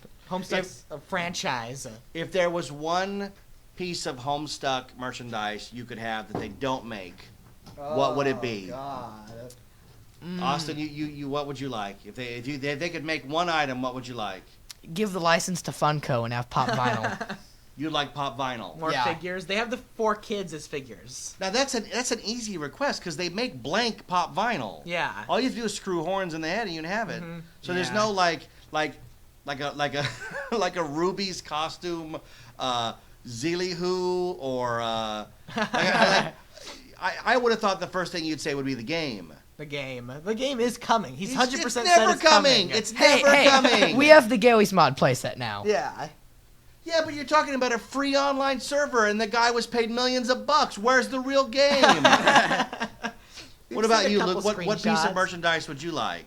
Either a full-size Terezi dragon hood from the comic. She wears a dragon outfit for They have RP. the beanie. They made it, and it's like a handmade crocheted beanie. That's like $25 for a crocheted beanie. You want like the full $50 or Smuppet plushies. He can't sell those legally. He can. No, he can't. He markets them right. I have no idea. You have to describe what you're talking about. I'm assuming it's infringing on Jim Henson's copyright, which he doesn't seem to have a problem with. That's not the issue, actually. Dave Strider's brother, he's just Bro Strider. Dave Strider's brother, Bro Strider. No, Bro Strider runs an adult puppet website. And him and Dave are super rich off selling Smuppets, which is like adult toys that are puppets. It's like it's so ridiculously bad that it's kind of ironically funny. It sounds like Mad TV's version of adult Toy Story. Yeah. Oh my god. There's just these. Why would you want that? The hoodie's a better idea than that. Because they have the Squiddles and they have the Skellmates, and this is a whole line of plushies they could be profiting off of. But they can't make it. They But can't it sounds make it. filthy. It's just a Why little can't they make it, puppet Austin? doll. Because in the comic, it's inappropriate. They've hinted at it being inappropriate. But yeah, its actual physical appearance, I think, would be fine. It's just a little doll. It's just a puppet with like, yeah, it's just a puppet. That's it. It's just a it. little It's doll. just a It's weird not even a puppet. puppet. Hussey drew the weirdest looking little puppet frog thing you can make. Yeah, it's not appropriate. Has somebody made a Smuppet on Etsy and been Oh, shut down? everyone. Everyone tries to make It's these easy to things. sew. It's just a little It's frog like thing. how every week you'd find a new person trying to sell Skellmates before they eventually made them, the little dragons. And now they've made the Squiddles and the Skellmates, so Smuppets have been the go-to. I have this piece of merchandise they don't really make, so no one else can have it. I don't remember the Squiddles. Were they one of the cons? They're by We Love Fine, and they're like a fifth of the size that they are in the comic, and they have little keychains on them. But they do magnetic. They do, but they did that so they can put the magnets in them. Because in the Okay. comic they have magnets. If If they were to make giant plushies with magnets, they'd be like $100 each. He did that. They were charity. He made 100 of them. That was a weird thing. That was the first time he had to shut down a fan for copyright. And instead of shutting them down, he just said, donate all the money to charity and I'll let you do it. So he put a little advertisement on the website and said all money was going to charity. It went towards the, what, Tahiti earthquake? I think it was. Some Yeah. whatever year that was. I wasn't in the fandom then. So that's the copyright nonsense? I think that's about it. I could talk about the Scale-Mate issue. Go ahead. That's what we're here for. Okay. This is an issue. So this all starts from a Tumblr user I'm not going to name out of respect for them that sews Homestuck plushies that I just think are the best things ever. They sew all the sprites and Lucy. And nobody sews that, you know? Everyone just sews mini Dave sprites and Smuppets. Always Smuppets. But this person sews all the Lucy. And one day we blogged this person on the Tumblr tag who was saying, I think it was I'm in college and I need to make some money, so I'm sewing professionally made Homestuck Scalemates for $15 each. You can place your order here or buy them from my Etsy. They said, here and enjoy this link to the store. And then the person from the Tumblr, in the rudest way possible, here's what they said. Thanks! You have now been reported to Waitzel, head of What Pumpkin, for illegally selling Homestuck copyright. Enjoy your yelling, or whatever they said. And I'm like, that just rubbed off as the rudest thing they had ever said. They didn't even say, you shouldn't be selling that. Hussey says no. They said, thanks, I just wrote a hand letter to the head of What Pumpkin saying you're selling this and they're going to come after you. So I sent a thing to them saying that came off as really rude, and they actually got a ton of messages, so they just shut down their ask box and deleted everything. Did he ever make the items, or no? He was shut down. We don't know. We don't know. After that, Waitzel sent a message. That's the part where Rachel steps in and we don't hear from them again. Yeah, it's like they disappear off the face of the earth once Waitzel steps in. Well, I guess that would be like one of the advantages of being just one guy running the deal, because he walks around, it's his deal, he sees something, he gets upset, he shuts it down. It's not like Lego has representatives walking around Comic-Con shutting down all the Lego customs that have nothing to do with the fandoms, or, you know, stuff, licenses they don't have, or it's not like DC has a Batman guy walking around going yes, no, this is good, that's not. Like, it's just so arbitrary, because it's like you can make this Homestuck stuff, and then you're playing the odds of, will Hussey be at the convention? Yeah. And if he is, you're shut down. Yeah. If he isn't, you make some money. The latest cons, he actually hasn't been saying he's been going. He's been keeping it all secret, and he hasn't done signings. He just sort of goes and walks around. Right. I think for WonderCon, we should put some Homestuck clay figures on the table, because this is your way to meet him. Yeah. He's able to walk up like in glasses and a hat and a coat, and like, excuse me, what are these? And you're like, well, these are homemade Homestuck figures. Aha! It is me, Andrew Hussey, and I'm shutting you down. And you'd be like, we're not really selling them. We just wanted to meet you. It's so nice to meet you again. That same day at Anime Expo, I was wearing a Homestuck jacket that Aldo sewed for me. Yeah, right. The And stitched one. I had two people come up in What Pumpkin staff shirts, and they're like, "Ooh, where'd you buy your jacket?" Did they really? I didn't know that happened. Yeah, they did. And I said, a friend made it for me as a birthday present. And like, oh, okay. You should have said well- aisle 7 and then watch him run. Watch him run off. Then they instantly translated into, "Oh, that's cool. Can we get a picture?" Like the tone just suddenly shifted yeah, when they found I didn't sure. buy it See, here. Hussey does have representatives that go around the con. Yeah, he has people. It'd be funny, like, what if I made some of those crappy wooden puzzles and charged half? Aren't they like $80? What are those? Stone bafflers. Those are all handmade by an artist he's hired, and they sell for $80 to $100 buys them, each. but he And keeps I don't making think any more. of them have ever sold. They're limited edition. The ones from 2 years ago haven't run out He yet. brings them to every con and promotes the heck out of them, trying to get people to buy these. I know by Sunday of each con they're always so cheap and nobody Yeah. buys What do them. they have to do with the comic? Describe what it is. It's It's a wooden puzzle or stone. something. It's a stone Oh, it's a little stone puzzle. round puzzle, and they have they take symbols from the comic and make them into puzzles.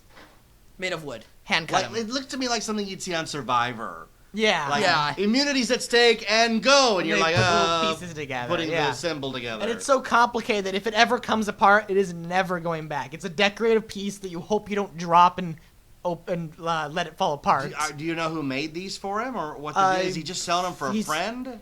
I'd have to. It's all in the What Pumpkin store, their website store, and it has the little artist there. And you, I don't never looked at him. I'm assuming you can click on it and go to his page. What if there's like huge canon secrets hidden in these puzzles? And for $80, you could find, like, what if you put it together and on the bottom it's like, surprise, thanks for your $80. Here's how Homestuck ends. But No one's done it. No one's bought one's done it, it. so you're out of luck. Like, remember when that Micro Machines TIE Fighter pilot nobody wanted? You could take his helmet off and it was George Lucas. It was like, oh my God, everybody wants it now. What if those puzzles hold the key to Homestuck? He kind of did that with the hoodies. One of the first pieces of Homestuck merchandise to be released was the God tier hoodies. In the comic, you can die and go God tier when you reach the highest level. And he started making actual hoodies of the hoodies from the comic. And this was before they were all shown in comic. So whenever a new hoodie came out, it showed a new symbol we hadn't seen yet, a new color scheme. And now, this far in the comic, the color schemes are super important when the actual God tier shows up.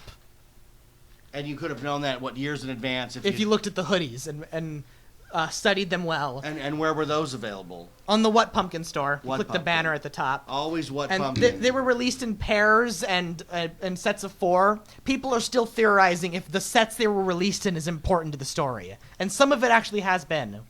Breath and Blood both came out on the same day, and those have kind of been confirmed in comic to be sort of related. So they're trying to draw connections from that.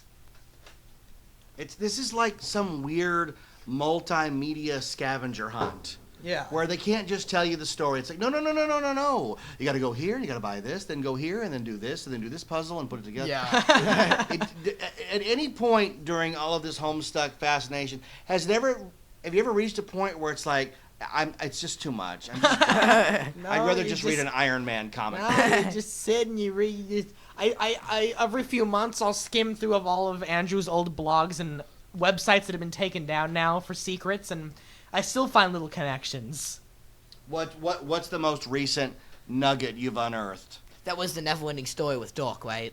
With Dirk? Oh yeah. There was a page. I just Wait, read we this need off to the start off blog. by saying Hussey is obsessed with Neverending Story. He is. He loves this movie. yeah. The movie Neverending Yes. Story. And they're also talking about in a page they're talking about Ouroboros, the snake eating its own tail, and Hussey spelled tail Tale as a reference to the Neverending Story. The tail. Is it a coincidence that the kid rides around on a luck dragon? Hussey rides around on that in the comic. Oh, well, of course he does. He goes into the dream bubbles and he rides it, and it vomits on all the bullies, and the children, the nerds applaud him, and So it's so weird what things. was this thing you unearthed? He spelled tale Tale as a reference to Neverending Story, and then later that day retconned it. And this was right before I joined the fandom, so I didn't get to see that retcon. So it's interesting to see that was that little joke was in there that only was available for readers who were reading it that day. Now, I notice you're always on the Reddit message board. Yeah. And the Reddit message board is where you post these episodes. So, hey, thanks to all the Reddit message boards people, because we even got a couple of iTunes reviews from people from all over the world who were listening. So we're very thankful for that. So what is your take on the Reddit fan base? Has it shifted from Tumblr to Reddit? And it seems to be Reddit is more tolerant. Is that the right word? Yeah. They're a lot more mature than Tumblr, but still not as mature as the MSPA forum people.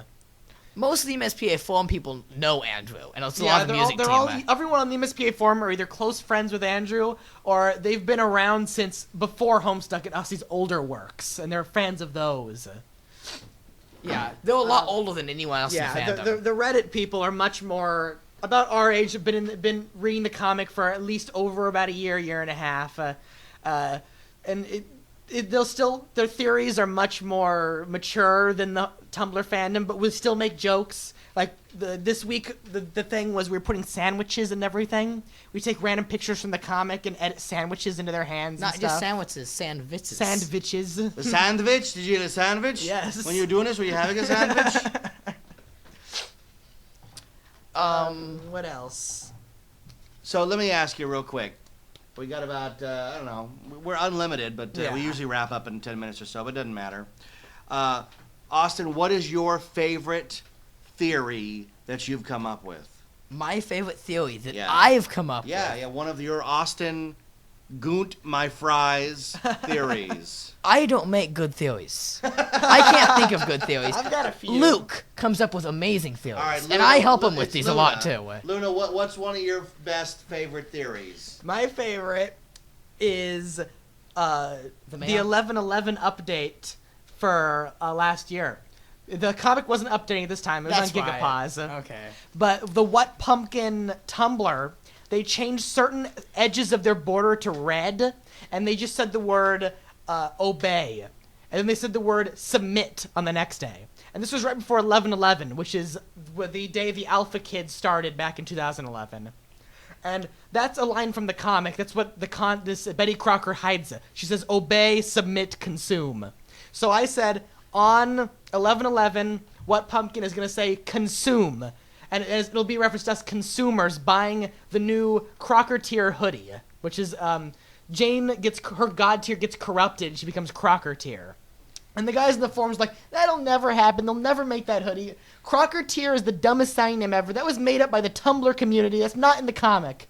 The next day they released Crocker tier hoodie now available. Consume it here. Yeah, right here. Come on. And then the same thing happening with Christmas. They posted a picture of a eyeball of one of the characters that I immediately figured out who it was. And from all their little hints in the wording, you can read the full post on You my blog. predicted everything. I said they're going to release plushies of this, and this character, a print of this character, and release these plushies here. The next day they did exactly that. Yes. And then You're a lot better than BYB, okay? Comic-wise, I have a giant theory post on Wayward Vagabond that you can read at bewareskimp.tumblr.com. It's the whole blog. I'm just making fun of BYB. I reversed his color scheme and his blog layout. It's inverted like his theories, and I just make out these long, drawn-out theories that don't make sense, just like his. But they all come true, though. and Yours the come joke true. is mine come true. The joke is that yours are really good theories. My current one, I still need to write a big long post about, is that John's retconning currently is going to make it so that Nepeta stays alive, and a lot of people are talking about that. But what I'm adding on to it is her being alive in the retcon timeline and dead in the normal timeline is Schrodinger's cat. She's both alive and dead, and as the cat character, that's what's going to happen. So. All right. Yeah. I have a final question for you guys.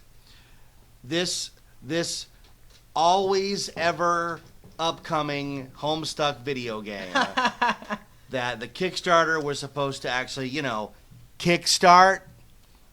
What are you hoping that it is? Are you hoping for a Gary's Mod type of game? Because here's my theory. My theory is that he's going to burn through all his money going to these cons and shutting people down when he really should be working on a video game.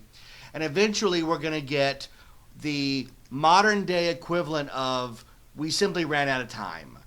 And sometimes that's good and sometimes that's bad. But what I'm talking about is I think we're going to get a Telltale type game, point and click, with 5 different lines of dialogue to choose from, where it's minimally animated. It looks like Shadow of the Templars, Broken Sword, that kind of game, where it's like choose your own adventure. That we're never going to get the immersive Grand Theft Auto version of Homestuck that you guys think we're going to get, and it's only going to be a 2D flat Telltale game. That's my theory. Hussey has confirmed 2 things about the gameplay. One, it's a point-and-click 2D adventure game. And he even talked to Telltale. Oh, yeah. He said he was in talks with Telltale to work on it, but they didn't want it. It was too small of a license, not their thing. They're with Game of Thrones and Walking Dead now. And 2, oh, God, I forgot 2. It will be partly 3D. It's 3D animated, but it's a side-scroller point-and-click. Where you get like 5 choices. And the other thing he said is that Suburb. That's what John is playing on his birthday. They're all playing Suburb. That's the video game. It's the plot of Homestuck, is they're going to play the Suburb beta. The game will not in any way, shape, or form feature the game Suburb. It won't even be mentioned. Why? Because he says, quote, he's already told that story. So, but the point of video game is to allow you, the reader, to experience the adventure. That's the whole point. No. He said Suburb was the plot of Homestuck. This is not Homestuck. This is Hive Swap, not Homestuck. Is there any correlation between Homestuck and Maniac Mansion? No, but there is with Red Herrings? No. Doesn't Maniac Mansion have an asteroid that crashes into the house? I've never played it. Yeah, you should go. You can watch somebody play Maniac Mansion in about 25 minutes. Straight through on YouTube. There are longer videos where they do all the other options, and it does have the first ever red herring in a game. Yeah. But to me, like, there's some subtle similarities there. It's Monkey Island he alludes to. That's another LucasArts game. LucasArts and point I bet click. Monkey Island alludes to Maniac Mansion. Yes. In one flash, it's Vriska and Vriska and Terezi. Vriska and Terezi on the top of the meteor, about right before Terezi, spoilers, kills Vriska. What? Wait a minute! Trigger warning! For the first time. Trigger warning! For the first time.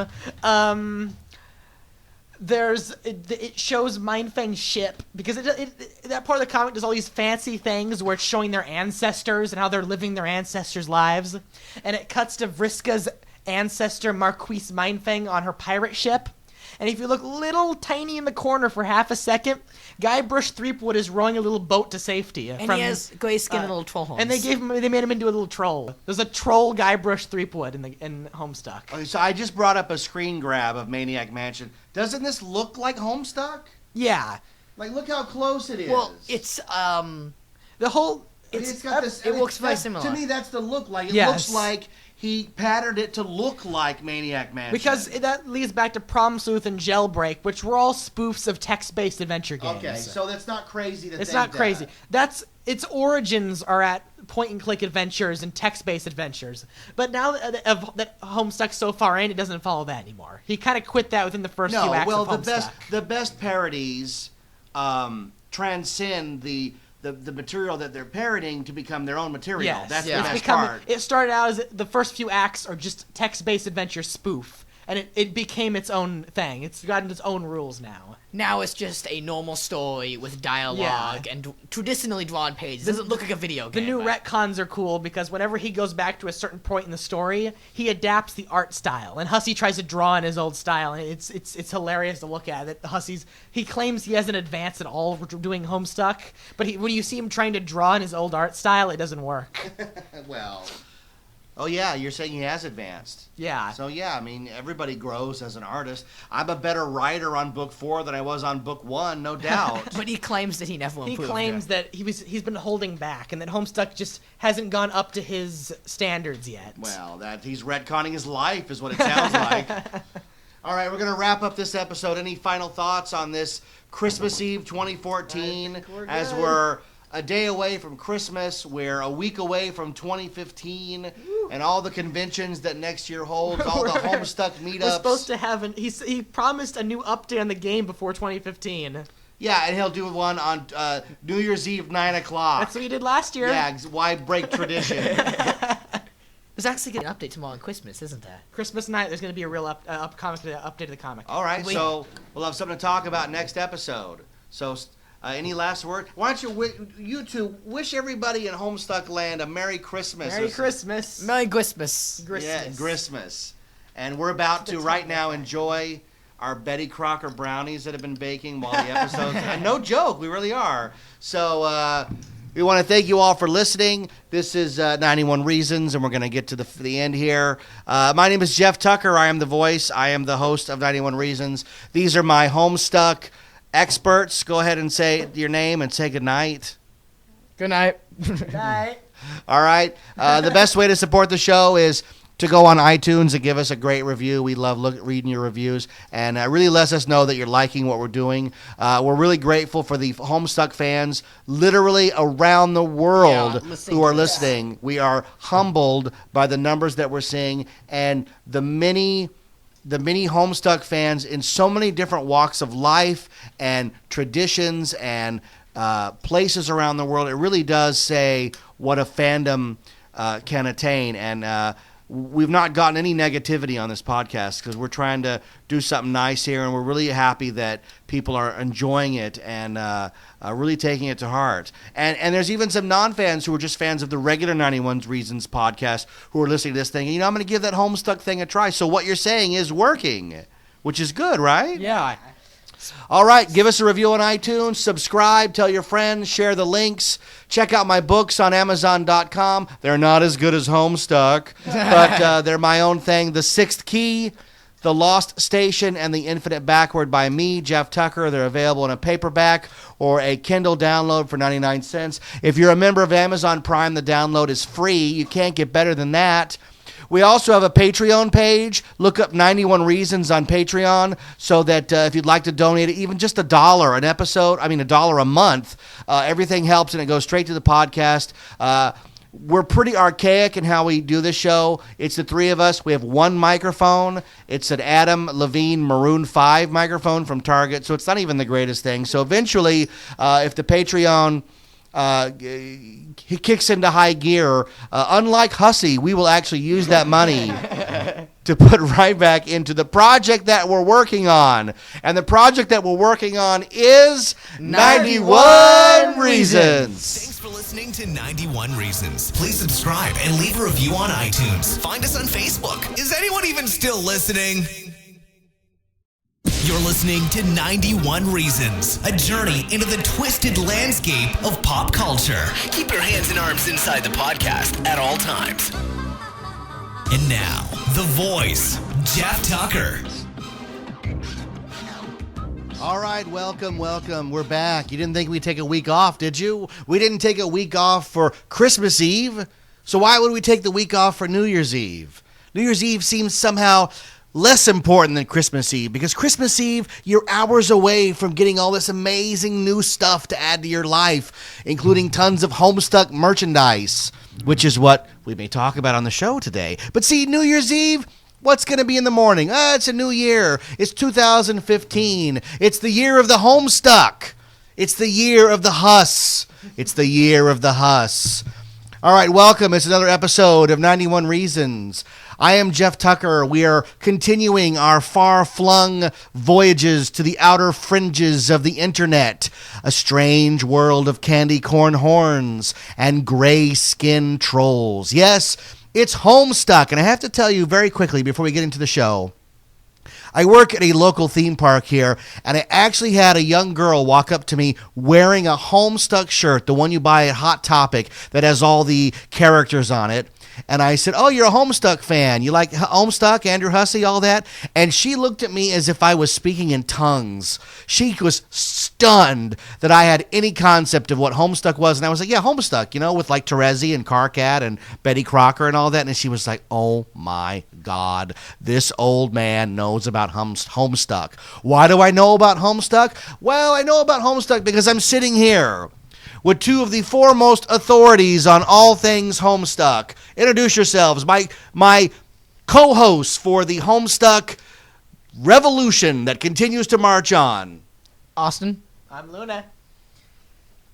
And we're back for another episode of all things Homestuck related. Let's say hello and Happy New Year to everybody around the world who's listening. Go ahead. Hello. Happy New Year. Happy New Year. Because I said earlier while we were eating dinner, I said, guys, do you understand that there are hundreds of people around the world who keep checking iTunes for the episode? Where's the episode? Give us the episode. We got to give them the episode before the night ends. Technically, it's only 9:24 p.m. here on the West Coast, so we've still got 2.5 hours before 2015 and before Thursday to get this episode up. So we're going to do it, load it in, call it good, all right? So let's just jump in. Luna, you take us. You're the ringleader of this thing.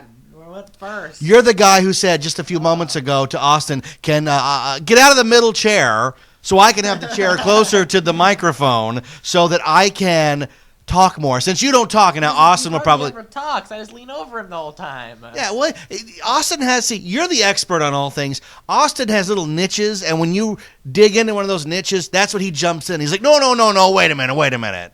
Like, what, Austin, what's your specialty, Austin? I don't really know what my specialty is.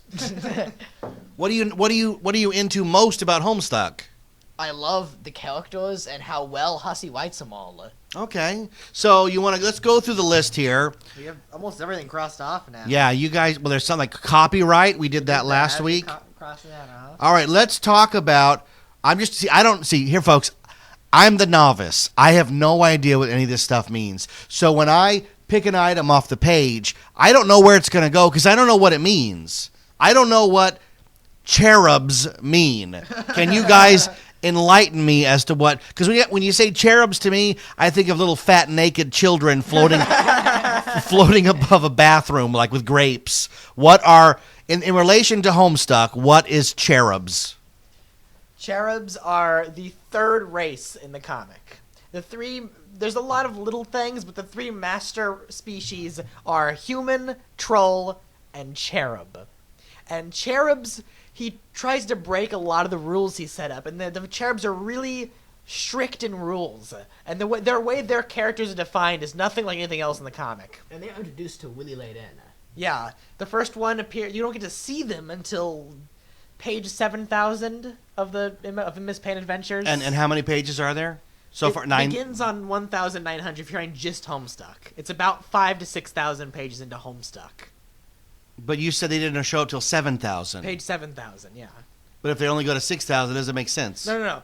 Homestuck, MS Paint Adventures currently goes up to page 9,160 something. Okay, so they're in the latter part. Yes. So is this just like one of Hussey's like last minute? Yeah, I got an idea. I'll put these in. No, there's Sort a of. lot of setup to them. A lot of setup. A lot of fake setup. Yeah. So in the mechanics of the plot, why are the cherubs necessary, and lay out what they are? The cherubs, we believe they're the ultimate villain of the comic. Yeah, they're set up to be the ultimate villain. The whole comic has been about Lord English, who's this half skeleton guy, and this is going into his origins. All of the final act, Act 6, is structured into showing you the older characters as kids. It shows all the ancestors now in the reverse world are as kids. So the cherubs is their way of showing the final villain as a kid. We think so far. So the Lord English villain character, and what is his goal? We don't know. Well, how can he be a villain? Destroy all of reality. Yeah. Right now, the main Lord English, there's variations of him, but the main Lord English is basically just, I'm gonna blow up everything. So far, he's gone to the afterlife and destroyed the souls of dead people. He can kill ghosts. like Venkman. Yeah, he can kill ghosts. He's called the Angel of Double Death. But I don't understand, because Austin says his goal is to destroy reality, but that would destroy him. Yes. Yeah. But it doesn't make any sense. It doesn't make his plan makes no sense. So the cherubs, you think, are a retroactive personification of Lord English in an infantile state. Yes. That actually made sense to you. Yes. Okay. But we do have an origin of Lord English in a way. Because Yeah. one of the cherubs puts their soul into a puppet, which was alchemized with a cue ball to create Lord English. That's how the big buff mwahaha Lord English came from. But we're not sure that guy's Lord English. We're not sure he's the villain, the number one villain. Yeah, everyone Because online is. If you convinced- ask me, the number one villain is Hussy. Well, no, he's that's AH, the narrative. He's a character in it too. He's like Stan Lee. He keeps popping up and ruining Yes. everything. But unlike Stan Lee in the movies, Hussy actually changes things in the plot every now and then. He does Death of the Author. Lord English reaches the apartment where Hussy writes the comic and kills him. But I don't understand. Like, you've described Dave Strider and all these characters. I know what trolls look like. We went into great lengths of Austin wanting to dye his skin gray, and he wears horns. You've never described what a cherub looks cherub. like. A cherub, imagine a green skeleton with either with green or red Pikachu cheeks. Oh my God. Yeah, it's a retroactive foreshadowing of Little Cal, the doll. But it sounds like the little Saw puppet to me. Yes, Exactly. That's on purpose. That's on purpose. Okay. Hey, I got something right. Before Homestuck started, there was a troll on the MSPA forums that went in as Saw and said, "Hey," and there was some random forum user, "Do you want to play a game?" And you open it up and it says, "Draw me not safe for work art of the Muppet Babies." So, and all the next comment below is Hussy just, "Yeah, I'm gonna ban this guy." Then when Homestuck starts, Dave Strider's bro's obsessed with puppets, and that's where this all comes from. He has a Saw puppet, and he sort of films puppet snuff films where he gores puppets up in front of a Involving the camera, Muppet Babies. involving the Muppet Babies and What was a such. joke on this troll?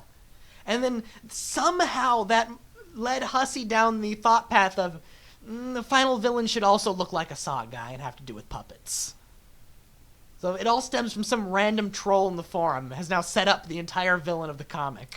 There are numerous times in my novels that I've written where I'll get to a point where I'm not really sure, getting a character in a situation, how I'm going to get the character out. Mm-hmm. And there are times I take a break of like a week or sometimes 2 weeks to figure out, and then figure out a way not only to have the character accomplish it, but also write it in a coherent form. So I get that kind of blindly writing in a general direction idea. My question to you is, does it seem like that's all Homestuck is? Like he has no idea where it's going, and like, oh, the main villain? I picked it up off some website. I don't know what it is. Yeah, but... And you're talking about the main villain doesn't show up for 7,000 pages. He appears on page 6,010? No, 6,011. You understand that that's equal to Darth Vader showing up at the last 15 minutes of Return of the Jedi. He's mentioned a few hundred pages in. They already set him up in the intermission. And he has a gimmick that kind of negates that. His gimmick is he's already here. And we think with all the retconning going on, something's going to happen so that he was actually set up earlier than it appeared to be. Yeah, using retroactive foresight. He's always been here. He just hasn't had screen time yet. He's always been messing with things. Okay, but that's kind of like, to me, that's copping out. Don't you think that's Yeah. copping out? Like adding a villain and then going, look, we're going to go back and fix the stuff so it looks like he's been there the whole time. Am I reading that correctly? Mm-hmm. It's weird because there's a little more to it. The cherubs, their names are Calliope and Caliborn. They're the mirthful messiahs. Which were mentioned really old in the comics. Yeah, Gamzee's Juggalo religion is based around the two mirthful messiahs. One's comedy and one's tragedy. And he refers them as the angels of double death. So now at this point in the comic, they show up and it's, hey, there's two characters, they're alternate colors, one's cheery, one's sad, and they're the angels, and they're supposed to grow up and just be the villain, so it's tying in with his religion. And then one of the later plot twists is that Gamzee, in fact, through time travel that we don't even know yet, but through some time travel shenanigans, he's kind of their mom. He found the egg they hatched from and raised them from birth. Yeah. Yeah. Gamzee's their adopted mother. Do these plot revelations make you go, wow, or do they make you go, yeah? Those are pretty wild You moments. tell me. Yeah, I don't those are pretty know. wild Those are pretty moments. wild moments. Yeah. It'll be a wow moment when it's explained. Yeah. That part hasn't been explained yet. We don't know Do you have faith that it's going to be explained? Yeah, we do. He's good at wrapping weird things up like that. Oh, and he has timetables, right? Doesn't Gamzee have those? Gamzee, if you look in the background of one Flash, he does. Okay. Well, your mom watches soap operas where they have these story threads that go on for 3 or 4 months, and eventually they wrap them up and move on to new story threads. What's the ratio of page count versus story threads that he wraps up, or does he ever wrap up any story threads? Nothing's really wrapped up in the No, comic. it kind of does. There has to be episodes where it's like, okay, that journey is now over, Bilbo. We'll start a new journey. They wrapped up WV's It only takes storyline. it only takes about 3,000 or 4,000 pages for WV to be wrapped up, ectobiology to be wrapped up, the secret of Skaya and the ultimate And riddle is all it pushed looks aside like- pretty recently. It looks like about 2,000 pages later, we're Yeah. finally going to get Vriska's story wrapped up. Jack Noir appears in Act 3, and by the end of Act 4, you know the whole Midnight Cruise story. So- They're pretty good. It's pretty good there. It takes a few thousand pages. It normally takes about 1,000 pages before I John gets the mail. But that's for the early story stuff. Now the later half of the comic, it's much broader than that, and much less little story threads rather than one really complicated thing that's trying to be solved. Is there any possible way that he can wrap up Homestuck and go, that's it, we're done, and walk away? No, No. because he already has the video games planned. He's going to unravel reality and start over. Well, no. This is the equivalent Yeah. of how do you describe it? This is the equivalent of getting into Spider-Man and getting to movie 3, and then they go, we're going to start over. Yeah. All that stuff you had invested in it, we're going to start over. Hussey started Paradox Space, which is the second webcomic that he doesn't write. It's actually outside artists, and it was made to explain the plots of Homestuck that never got wrapped up. Now, unfortunately, tons of scripts have been written for story arcs that were supposed to be wrapped up and submitted to Hussey, but Hussey said no to each one, saying the video game's going to wrap all these up. Now, do you truly believe that? No. I think I do, because he's rejected them all recently. He went through all these scripts this summer and spring. And he's But written he the full claims game, right? the entire game was fully written and finalized last December. Him and Ryan North wrote it. Has there? I can answer this, but you guys are the experts. How many times in your lifetime has a video game come out and met your expectations? How many? Yeah. Grand Theft Auto? That was No. Grand Theft Auto 5 Yeah? is pretty good. Oh, It was yeah. a long wait for Smash Brothers Brawl. Smash and it Brothers wasn't- Brawl didn't live up to it. It wasn't that good. Millie Mo- was the better game. right? Most video games do not live up to. Remember the advanced trailer for The Force Unleashed? Oh yeah. It promised- that was so good. It promised Yeah. the greatest Star Wars adventure of all time. that game Battle- is just that Battlefront thing. 3. Right, Force they- Unleashed is So it begs the question, is the Homestuck video game, can it possibly ever live up to your expectations? Because no matter what you want it to be, it's always going to be a closed-ended storyline game. Yeah. It has a beginning, a middle, and an end. And then it just ends, and then there's credits. yeah. Yeah.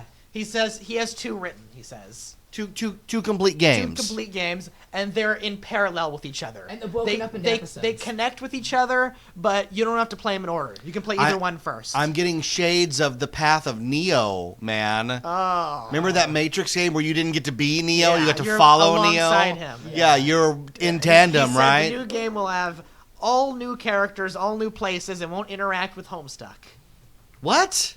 He said he's hinted that. And there'll you be want this game? He's hinted there'll be a little points here or there where you'll say, "Oh, that's why that happened in the comic." But he said right out he is writing this for new fans. It's just to build fan base so that people will play the games first and then say, "Oh, look, there's a comic of it too." But what you're saying is exactly what Path of Neo promised, and that's you'd see a few moments in the movie that wasn't explained, but by playing the game, you're like, that's why that character went through a door. But people Yeah, hated that game. I think this will be okay because it's not trying to, like, the Matrix games are always trying to do the slow motion and stuff. It just doesn't work. This is the game's 99% just story that clicking through as it seems to be right now. He's already said it's not going to be like how Homestuck plays. It's not going to look like the Homestuck video game. No, it's just he's written a story, but instead of being a comic that he's updating for a few years, this time he's just going to make a interactive little adventure. So we are expecting We're expecting Homestuck. an interactive comic adventure, not like a video game. But after all this time, you should be expecting a wrap-up of all these storylines. Like, what is the ultimate ending to Homestuck should be contained in a $50 to $60 video game. It really should. It should.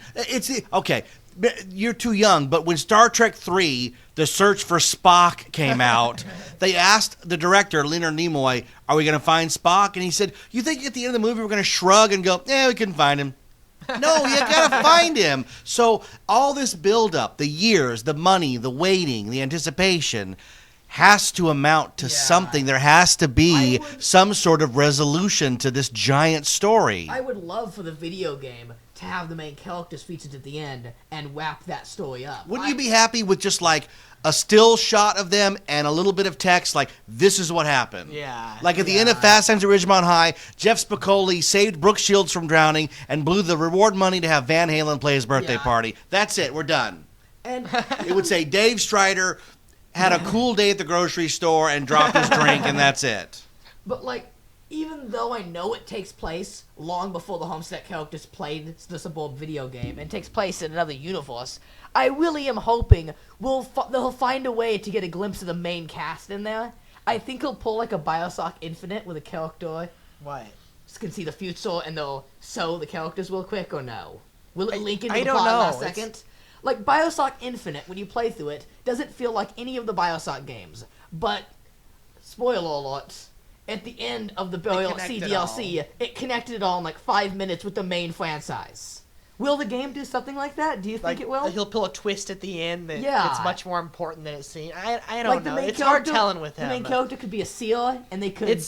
We really won't know until Homestuck's over, because he definitely wants the comic to have an ending point before the games are teased and come out, or there's even a trailer for the game. But even Bioshock 1 and 2, Bioshock 2 actually ends the Rapture arc, and yet even with Infinite, he found a way to not only connect it to the old franchise, but they ended it entirely.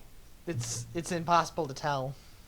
What is going to be the distribution process for this game? It doesn't sound like something you'll be able to go to Target and pick up. We're pretty sure it's on Steam. So it's just a download. Just a download, Yeah. If you did the Kickstarter, you were promised a disc, so we're going to see if he follows through with that. Those would become quite valuable. For like $50, you got a signed disc, and it's supposed to have the first game on it of the two, and it's supposed to have all of Homestuck in a offline form. Like a disc containing all The of disc Homestuck.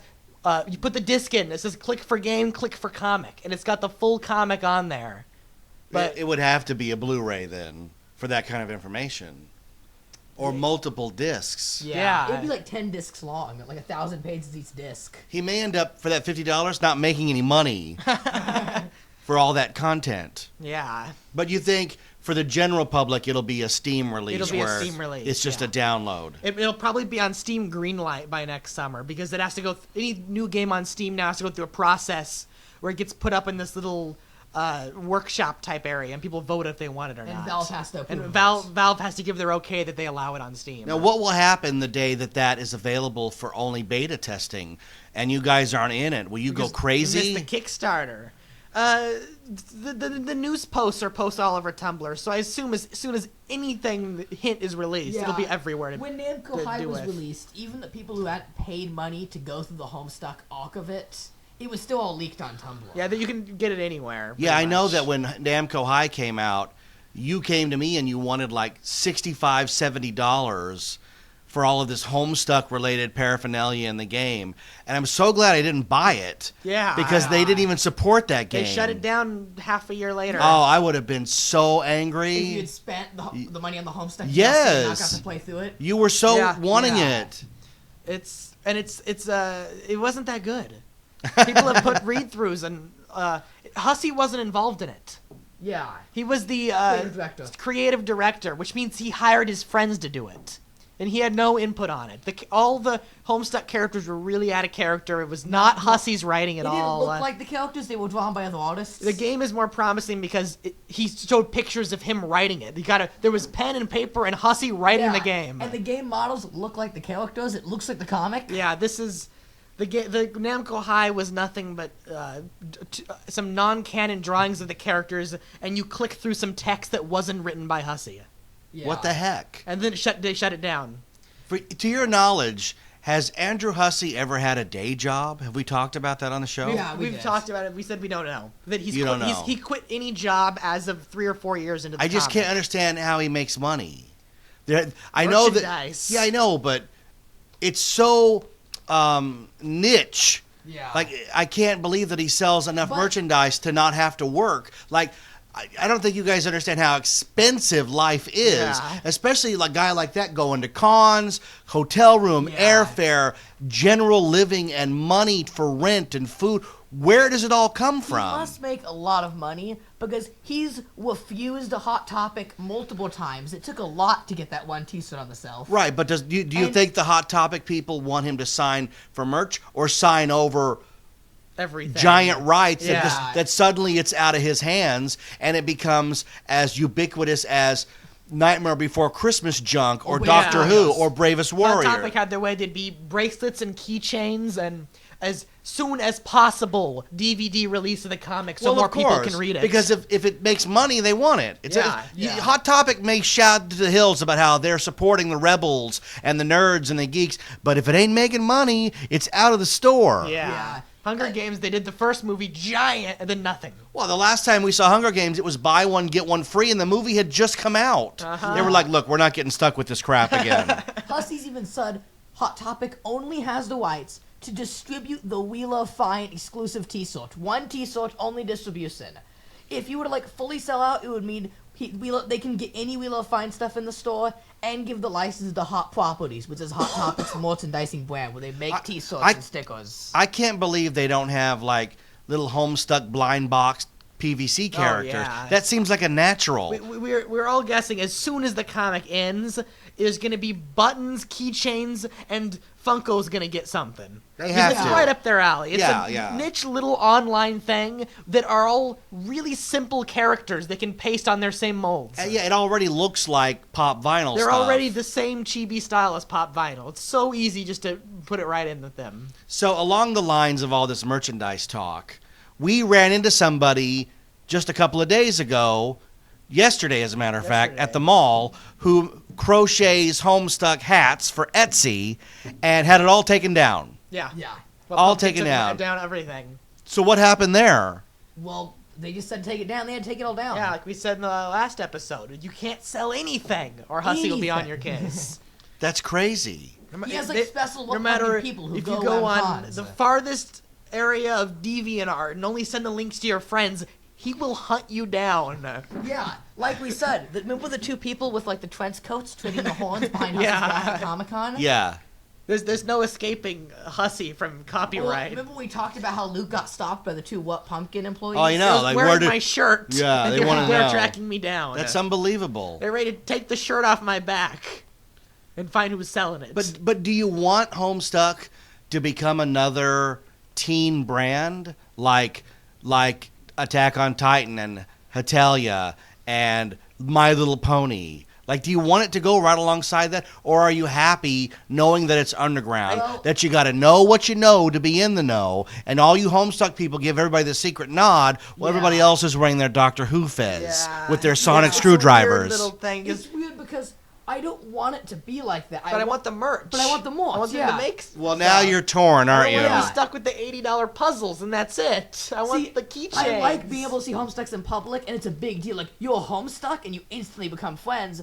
But I also want to be able to own the merchandise, because the shipping is way too expensive for what they make. Yeah. I can tell you there's an old school example of what you're talking about. When Nightmare Before Christmas came out, it bombed. It bombed big.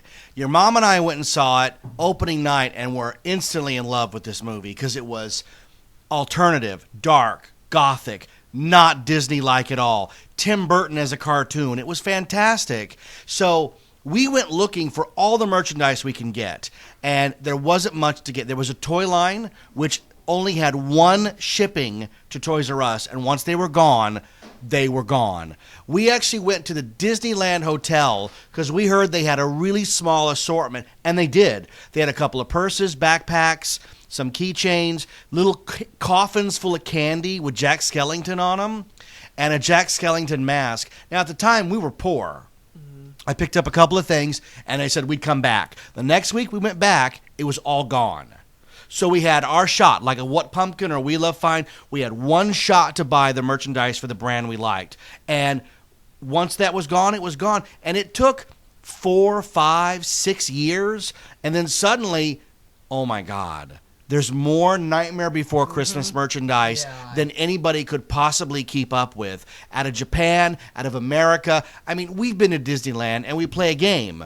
How many Jack Skellington sweaters can we spot? Yeah, and we get to 30 or 40 of the same stupid Jack Skellington sweater. And I ask you, for someone like me who idolized the character of Jack Skellington and dreamed of having as much Jack Skellington merchandise as I could get my hands on, is this what you want to happen to Homestuck? Do you want to see 1 out of every 4 teens wearing all this? Now, I don't know. I don't know. It's hard to guess what that would be like. It's a weird dilemma of, do you want there to be nothing and have it die out, or do you want it to be stuck with it forever? Yeah. It's a weird... This is the challenge, right? The Rapture Day is coming, he says, Yeah. and we don't know what that means. We think it's merch sellout. Well, we're about to hit 2015. Mm-hmm. To me, the year of Marty McFly. Yeah. To you, hopefully the year of the Homestuck promise of the video game. Well, Hussey made a promise in the new when he announced that the comic would be coming back in this was September. He said before the end of October the comic will be coming back, but he warned us of a far off day. He says this is far off, probably about a year or so, but things are going to happen. Things concerning the video game, things concerning the end of the comic, things concerning a few more surprises, and then the thing's going to happen. And the stars have aligned in such a way. He said the stars have aligned in such a way. This is all going to happen on one day that I would refer to as Rapture. And when Rapture comes, it'll be more than any Homestuck fan can ever handle. And it'll be the most insane thing Homestuck has ever seen. And then he hasn't talked about it since, other than it's coming. Maybe he was talking about the launch of our podcast. Maybe it's like we are the harbingers of doom. We are the ones who will bring you words from the top of the mountain from Hussey himself. We will bring them down and distribute them to the masses. We will look into the eyes of all the Homestucks around the world and say, Hive Swap. Mm-hmm. What is Hive Swap? The game. That's the title. That's the title of the game. I did it. I picked a name at random. What does that even mean? The plot of the game is a human gets sent into the troll world. And then the plot of the second game will be a troll gets sent into the real world. And hives are what trolls call houses. So the game's called Hive Swap. And then the second game will probably be called House Swap? House Switch or something. Because house is what we call house. Home. Here. It's called Homestuck. Homestuck. It wouldn't be called and then Home Swap? Hive Swap and House Switched or something. It's called Homestuck because of Earthbound, by the way. I don't know what that means. The old Nintendo game, Earthbound. Most of the comics inspiration comes from both. A bunch of kids play a video game and fight aliens and save the world. Earthbound, Homestuck. It's the same meaning with different. How come it took words. 5 episodes of this show to get you to tell me what Homestuck means? I'm not a fan of Earthbound, so a lot of the comic is weighted on Earthbound. I don't get any of it. But their coffee machine is Earthbound. I don't know why. What? They have a coffee machine in the Meteor, and it's some machine from Earthbound repurposed as a coffee machine. I don't get it. Okay. And a lot of the music is heavily inspired by Yeah, Earthbound. some of the music is sampled from Earthbound, or Like literally, some of the lyrics are stolen from it, right? Some of the tunes, yeah. Yeah. Now you guys go on and on and on all day with Homestuck inspired music. Yeah. What is that about? What is it that makes people want to take pop songs and Homestuckize them? What does that do for you? It was really a movement started about 2 years ago with the Broadway group. There was a Broadway call. There was a Broadway of each character. And they sung Broadway songs with Homestuck lyrics. Yeah. And from there, it's grown. From Now- there is moved on from not just Broadway songs, but anything you get your hands on, make it Homestuck. Don't get me started on how many Homestuck Let It Go covers have popped up on Tinder in the past year. So many. How do they make it Homestuck? They just say a character singing it, and they sing it in their They voice. switch out some of the names. Yeah. They do A lot it. of the They time- do it in the fandom cliche voices for the characters. Like a lot of the time, the lyrics aren't switched anymore. They just sing it in a fandom cliche voice. Because these characters don't have voices, but the fandom has decided on voices for these characters. Okay. Mainly based off Octopimp, the popular Yeah, voice like actor. we talked. Octopimp, yeah. But I know, like, Hey Soul Sister by Train becomes Hey Dave Strider. Yeah. What else is there? There's so many of them. God. Janie's dad has got it going Yeah. on. Instead of Stacy's mom? Yeah. What else? Ooh, what do we else? think you're cooler than the me? fan favorite one of all time is Carkalicious. Yeah. Carkalicious? Yeah. Yeah. Is that... Delicious definition mixed Get over here and sing it into the mic, honey. Is that like to the tune of Fergalicious? Yes. Yeah. Let her in here. Our special guest, Josie Stuck, is going to sing Carkalicious. Carkalicious. No, go ahead. Carkalicious definition mixed her as a loco. Yeah. You know the rest? What else? No. That's it, huh? That's it. That's all you know. Oh, No. 1, 2, 3, 4. No, come on. How He's do not you going. get shy? We're She only came being over heard here to around the sing, and world. she didn't- All right, get out of here. Not gonna sing for us. All right. What else are what are the hip songs? I mean, Austin, you listen to this crap all day. I listen- Sexy okay. Conai. I don't listen to these, what I consider mainstream Homestuck songs that literally every Homestuck fans listen to. The songs I like don't exist. Like I mentioned this in an older episode. Wait a minute. The songs you like don't exist. Yeah. That What I doesn't mean make any is- sense. Hey Jade, he's talking about, which he mentioned before.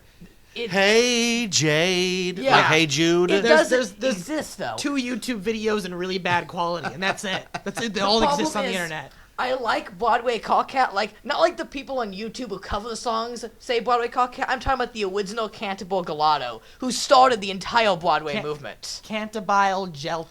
Gelato? They have Giotto. Oh. Giotto. Gatto? Gatto. Cantabile Gatto? Something They like even that. have a song What is that a saying, like- parody of? No, that's just their name. Oh, okay. And they deleted every one of those songs off the internet. So you have to go to the They're- weirdest sites They to did listen one to album it. mix of what they liked the best. But I don't like those And then ones. they disappeared off the internet. Like, Bold as Love, Hey Jade, Somebody to Love, those ones are all gone. Yeah, I have you to can go to find the them on weirdest really websites. weird websites. Then they left. Yeah. All right, let's see if this will work. If we can get this up as loud as we can. Can't hear it at all. I know. Yeah. Hold on. Oh yeah, while the mic's on, you can't hear it. Never mind. Ah, Oh, okay. Sorry, I was gonna try to play Midnight Crew. That's yeah. actually officially That's a used. canon That's a term- canon song, not a fan That's not a song. pop Not song. a fan song, a canon Yeah. song. All right, should we sing it together? Is this what's the tune of this? It's from 1909, Yeah. We already so talked it's about pretty this in the far first back. episode. I know have we we? did, but we didn't. I hate a Hate moral coward. one who lacks a manly spark. I just detest a man afraid to go home in the dark.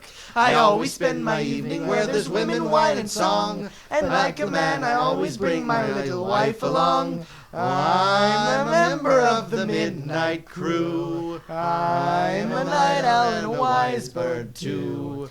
Home with the milk in the morning, singing the same old song. Rise with the moon, go to bed with the sun. Early to bed and you'll miss all the fun. Bring your wife in trouble, it will never trouble you. Make her a member of the Midnight Crew.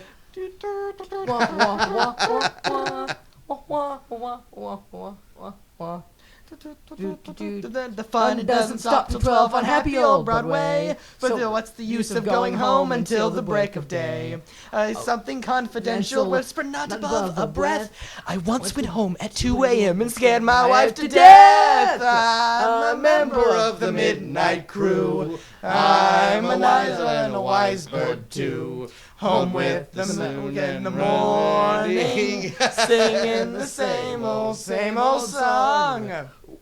The video's slow. Yeah. So, anyways, the Midnight Crew. We've talked about it before, so we won't go into it. But somebody just found that song and was like, this is the song. Yeah. The characters were named first, and they found an old song that fit the name. Midnight Crew. Yeah. Which is a weird song about staying up all night and taking your wife with you. Yeah. Most wives do not want to stay out all night. D.D. is said more casually in the comic. He spoofed all the music videos where they just edit together the comic, and it's basically just edit together the comic to match the words.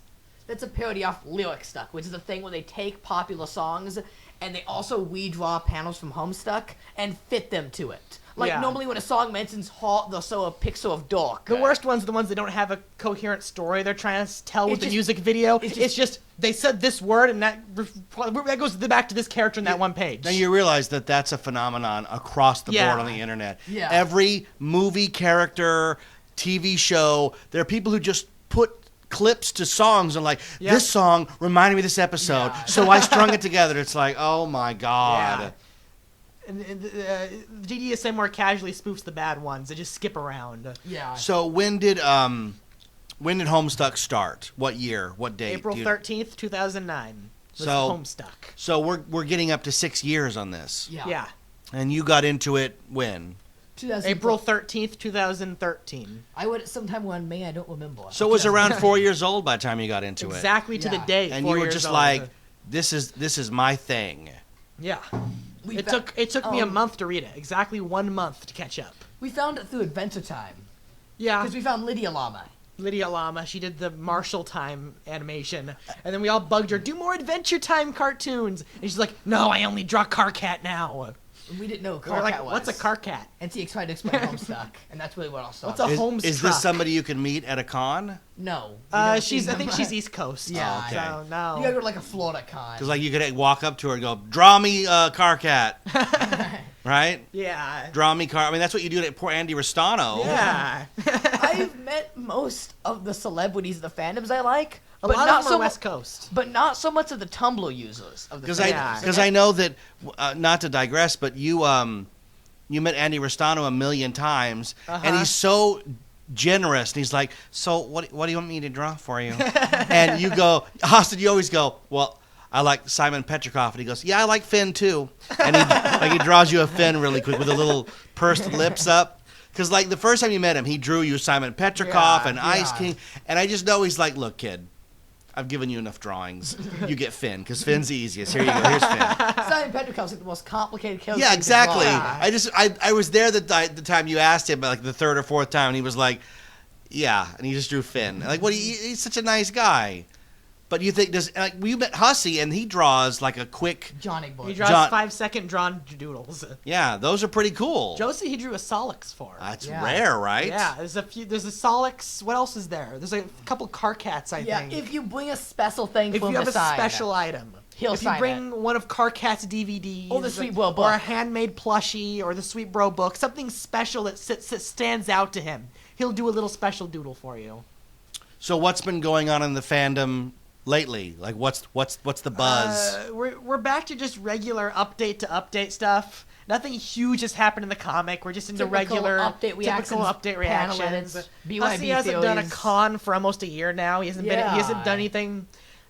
All he talks about on Twitter anymore is Transformers.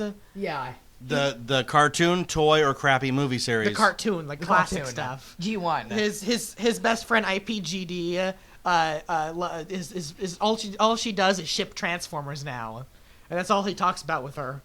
Have you bugged him about whether he'll be at either WonderCon or Comic-Con this year? Not this year. I haven't been to what pumpkin was it, Kamikaze, so I didn't get to talk to anyone then. Oh, I mean, on social media, can't you reach out and bug him any hour of the day? Yeah, he doesn't always respond. but You're the yeah. clown lord. Yeah, I've bugged him on alternate accounts with goofs.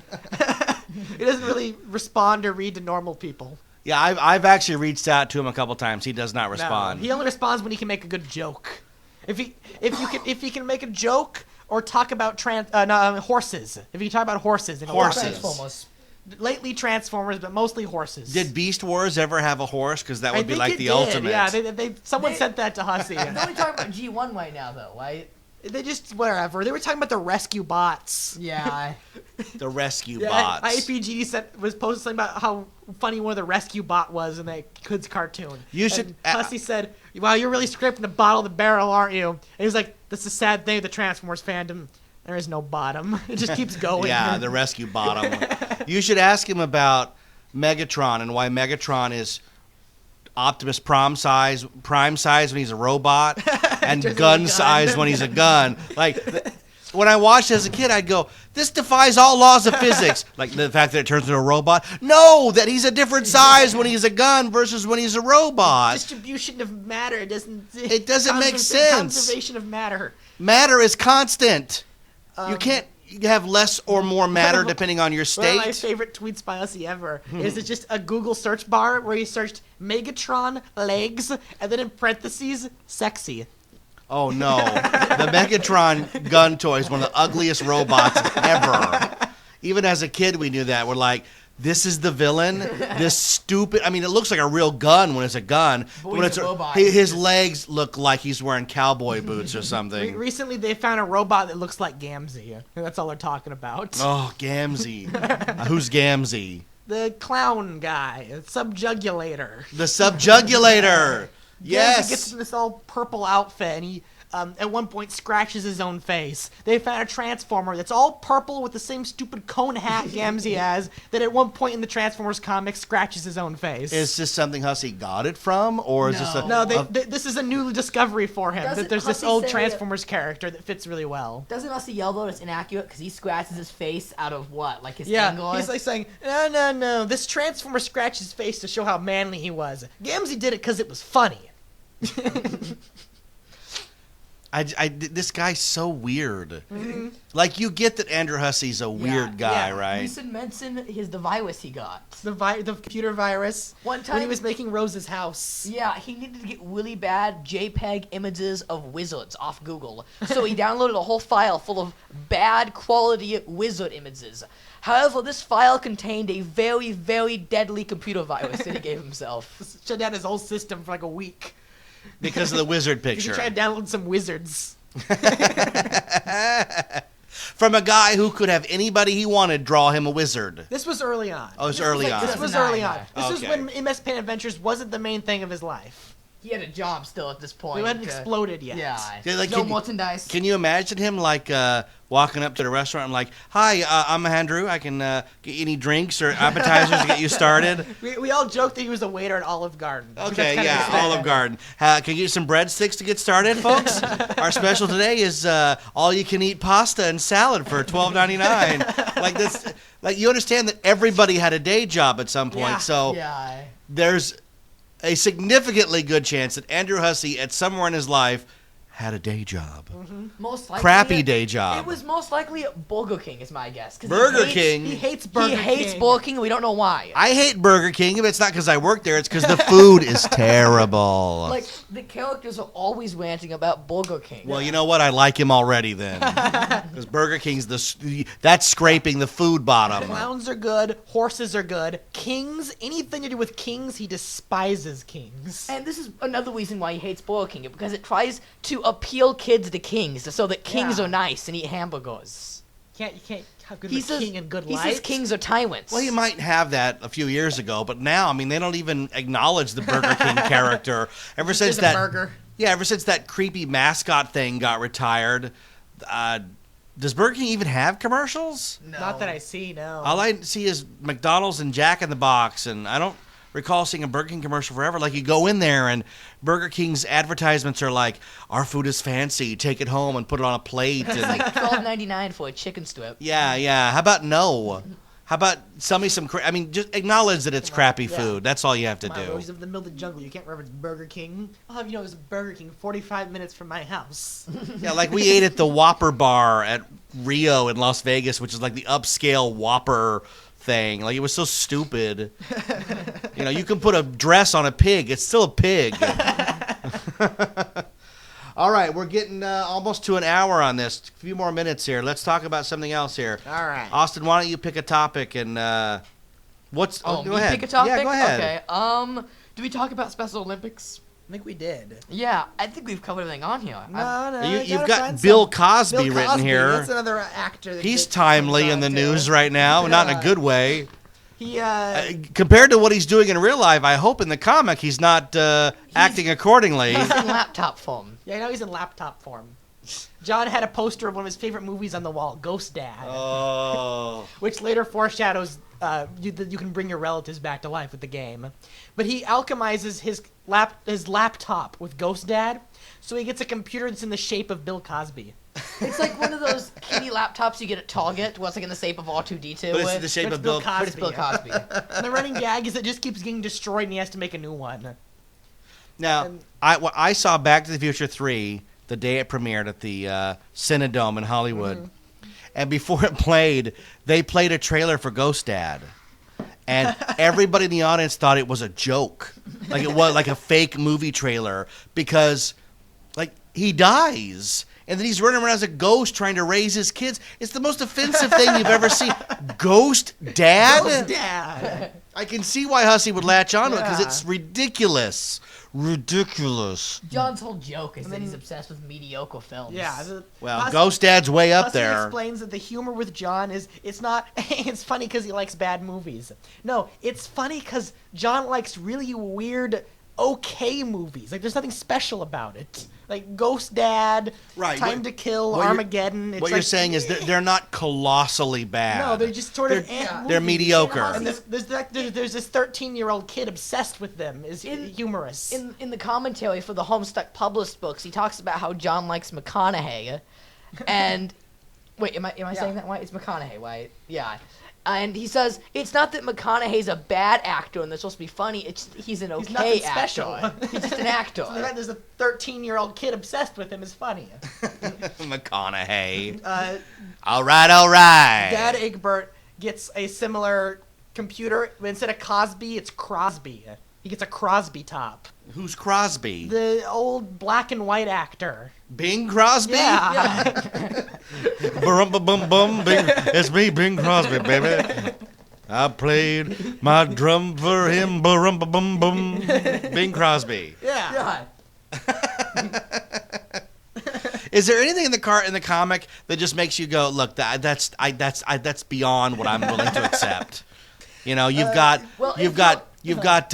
Squiddles and Duddles and Bill Cosby laptops. Is there anything in the comic that even you were like, okay, that's stupid. That's way too stupid. After all the Muppet Babies and Saw, I think He hits it hard right at the beginning, so it seems natural the rest of the way through. So When the first 1,000 pages are insane, the other 7,000 seem pretty tame in comparison. Yeah. You just sort of go with it at some point. When they kill off the main character and like it's a tear-worthy scene because they lit shaving cream on fire, you just accept it. So you're saying it's like Harry freeing the snake is like, okay, well, the movie's about magic. Yeah. We got it. You start off really crazy early, so the weirder things later are pretty tame in comparison. Is there any correlation between the Harry Potter fandom and Homestuck fandom? No. There's no mention. They're not connected in any way. It's Just Wizardy Herbert, which we're not supposed to talk about. So, All right, the whole parody of Harry Potter. Yeah. Yeah. But it's not connected to Homestuck. Yeah. Only through a few. Eridan gets a wand at one point. There's the reoccurring thing that magic's not real, but actual big Harry Potter, that doesn't really happen. He makes fun of magic in general, and Wizardy Herbert pokes fun that magic has become a British thing, and that's about it. He's too busy referencing Nicolas Cage. Yeah, he says he hasn't even gotten through the whole Harry Potter series. It's not his thing. Have you ever seen the picture that somebody took of an artist who made a giant Conair bunny sculpture that was as big as a car? What? That's true. Some guy made a sculpture of the Conair bunny as big as a car as an art installation. What is going on? What? Why are people fixated on Conair? I don't know. He just latched onto that movie and we don't know. It's a very strange Became a movie. thing. And it seems to be like the hallmark of, how do I get through one night without you, right? Mm-hmm. Yeah, you can't talk because you're just choking on your I hate Toblerone. Toblerone. I remember I hate Toblerones. Last time it was Faygo. This week it's Toblerone. You're only eating it because it's mentioned in the comic, but you don't actually like it. People online, whenever Toblerone's mentioned, they're like, "How's that Homestuck?" I read the whole comic. I don't remember. How is Toblerone Homestuck as you One page gag your way through One it? page in the comic, John gets a Broblerone, which has this rad guy skateboarding on it, and it's just the command, John, put it where it belongs, and he throws in the fire. That's it. And then there's a picture that we don't know the story behind. There's a picture of Hussey standing outside the mouth of a cave. There's an arrow pointing at his hand that says, has Toblerone. And there's an arrow pointing at the cave that says, big scary cave. And that's it. That's it? That's it. That's all Toblerone has to do with One Homestuck. and a half references, and you guys eat this stupid candy. No, Yes. because okay, I tried it because of Homestuck, and I love it. This thing is so good. I love Toblerone. Seriously, it's a good chocolate bar. I don't know why Luna hates it. It's delicious. I don't like it. You don't like Toblerone. I don't like Crunch bars. It's got the This crunchy is stuff in it. milk chocolate with honey and almond nougat. This doesn't sound like anything you would eat. I You like who it. eats a plain Hershey bar half the time. Well, yeah, The but Broblerone. It's for hip kids. It doesn't even say Bloblerone. It's Toblerone. Bloblerone. What? Eat 'em while Broblerone? reading Game Bro and playing Grand Snack Auto.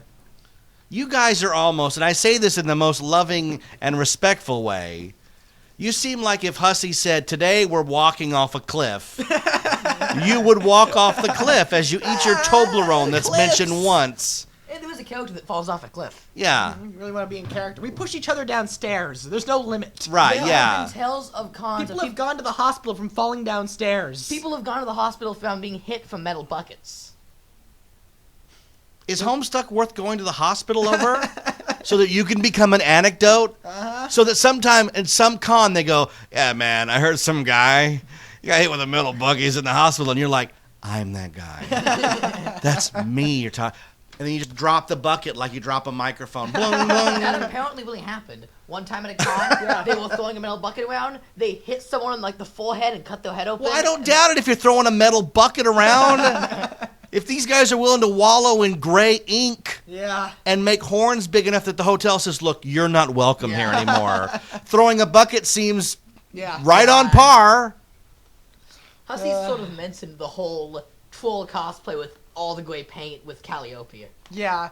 Calliope the cherub. She doesn't want to be a cherub. She wants to be a troll. So she wears wigs and puts on gray face paint and It comes with a tries to little snazaroo cosplay. container She gets a on little it. snazaroo container and puts it on. And she's got a little headband with horns in it, just like they sell. She eats all the candy and theorizes about what's going to happen next in She the draws story. fan art. She draws all the fan So art. they make fun of you Yeah. guys. Yeah. And then the flip side, Calibor and the other cherub, they share a body.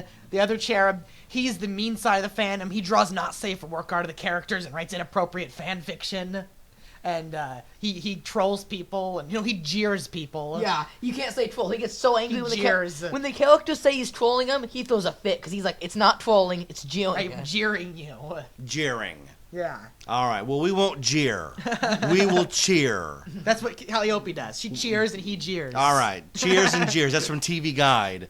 That was their column. They would have a year-end cheers and jeers where they would give cheers to shows that did good things and jeers to shows that did bad things. The kids pester, the trolls troll, Calliope cheers, and Caliborn jeers. Well, there's all the adjectives and verbs you need, right? All right. Well, we're going to wrap up this episode. Any last words before we sign off? Because the next time you hear us, it'll be 2015. Wow. 2015. This is episode 5, so it's going to be HOME5 TUCK. Last week's was ham steak, right? Ham steak. Ham steak? Ham steak? Ham stuck. They came out. All as. everybody on Reddit is making fun of how It's a we ham stuck. ham stuck. And this week will The be 5 to the S is a canon one, so it should be good. Should be good, right? Stuck.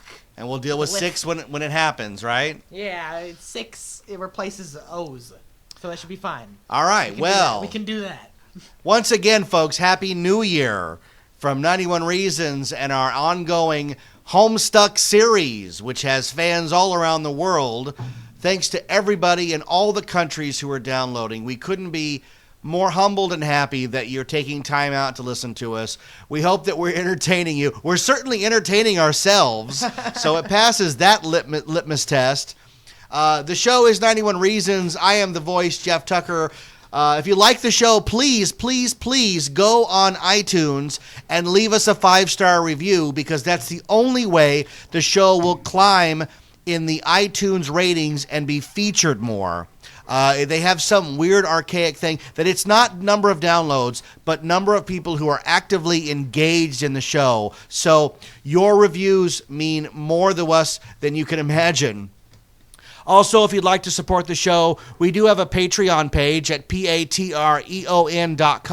Just search 91 Reasons. You can pledge as little as $1 just to help out the show every month. It helps with podcast hosting, and we're going to try to buy more microphones so that the show is a little easier to do. Your support is greatly appreciated. We help. We're so grateful that you want to help us. And if you don't want to help us, that's fine too. We're still going to keep doing the show. It's not a make or break thing, but it does make life a little easier. So, you want to be able to keep us in iced coffees and Toblerones, so we're happy doing the show with our Bloblerones, right? Mm-hmm. All right. You can also go on Amazon.com and check out my books. Once you're done reading Homestuck, you can read my novels. I've written 3. They're about 500 pages each. They're a series of books. Number 1 is The Sixth Key. Number 2, The Lost Station. And Book 3, The Infinite Backward, all available as a paperback. We'll be at WonderCon selling books live if you'd like to come and say hi and get a signed copy. We'll also be letting folks know that we are the voices behind 91 Reasons. Hopefully you'll find us, because we did see a lot of Homestucks at WonderCon, right? Yeah. So if you're attending WonderCon, make it a point to find the booth selling The Sixth Key. We'll be in the small press area, and we'll also be the voices, the actual idiots behind 91 Reasons. I mean, what better reason could you have to want to go to WonderCon? Look for the kid in the horns, but not the gray skin, because I ain't having that in my car, right, Austin? You want to say goodbye? Bye. Bye. All right, this is 91 Reasons. We're signing off. Happy New Year from your friends at your favorite podcast, 91 Reasons. Thanks for listening to 91 Reasons. Please subscribe and leave a review on iTunes. Find us on Facebook. Is anyone even still listening?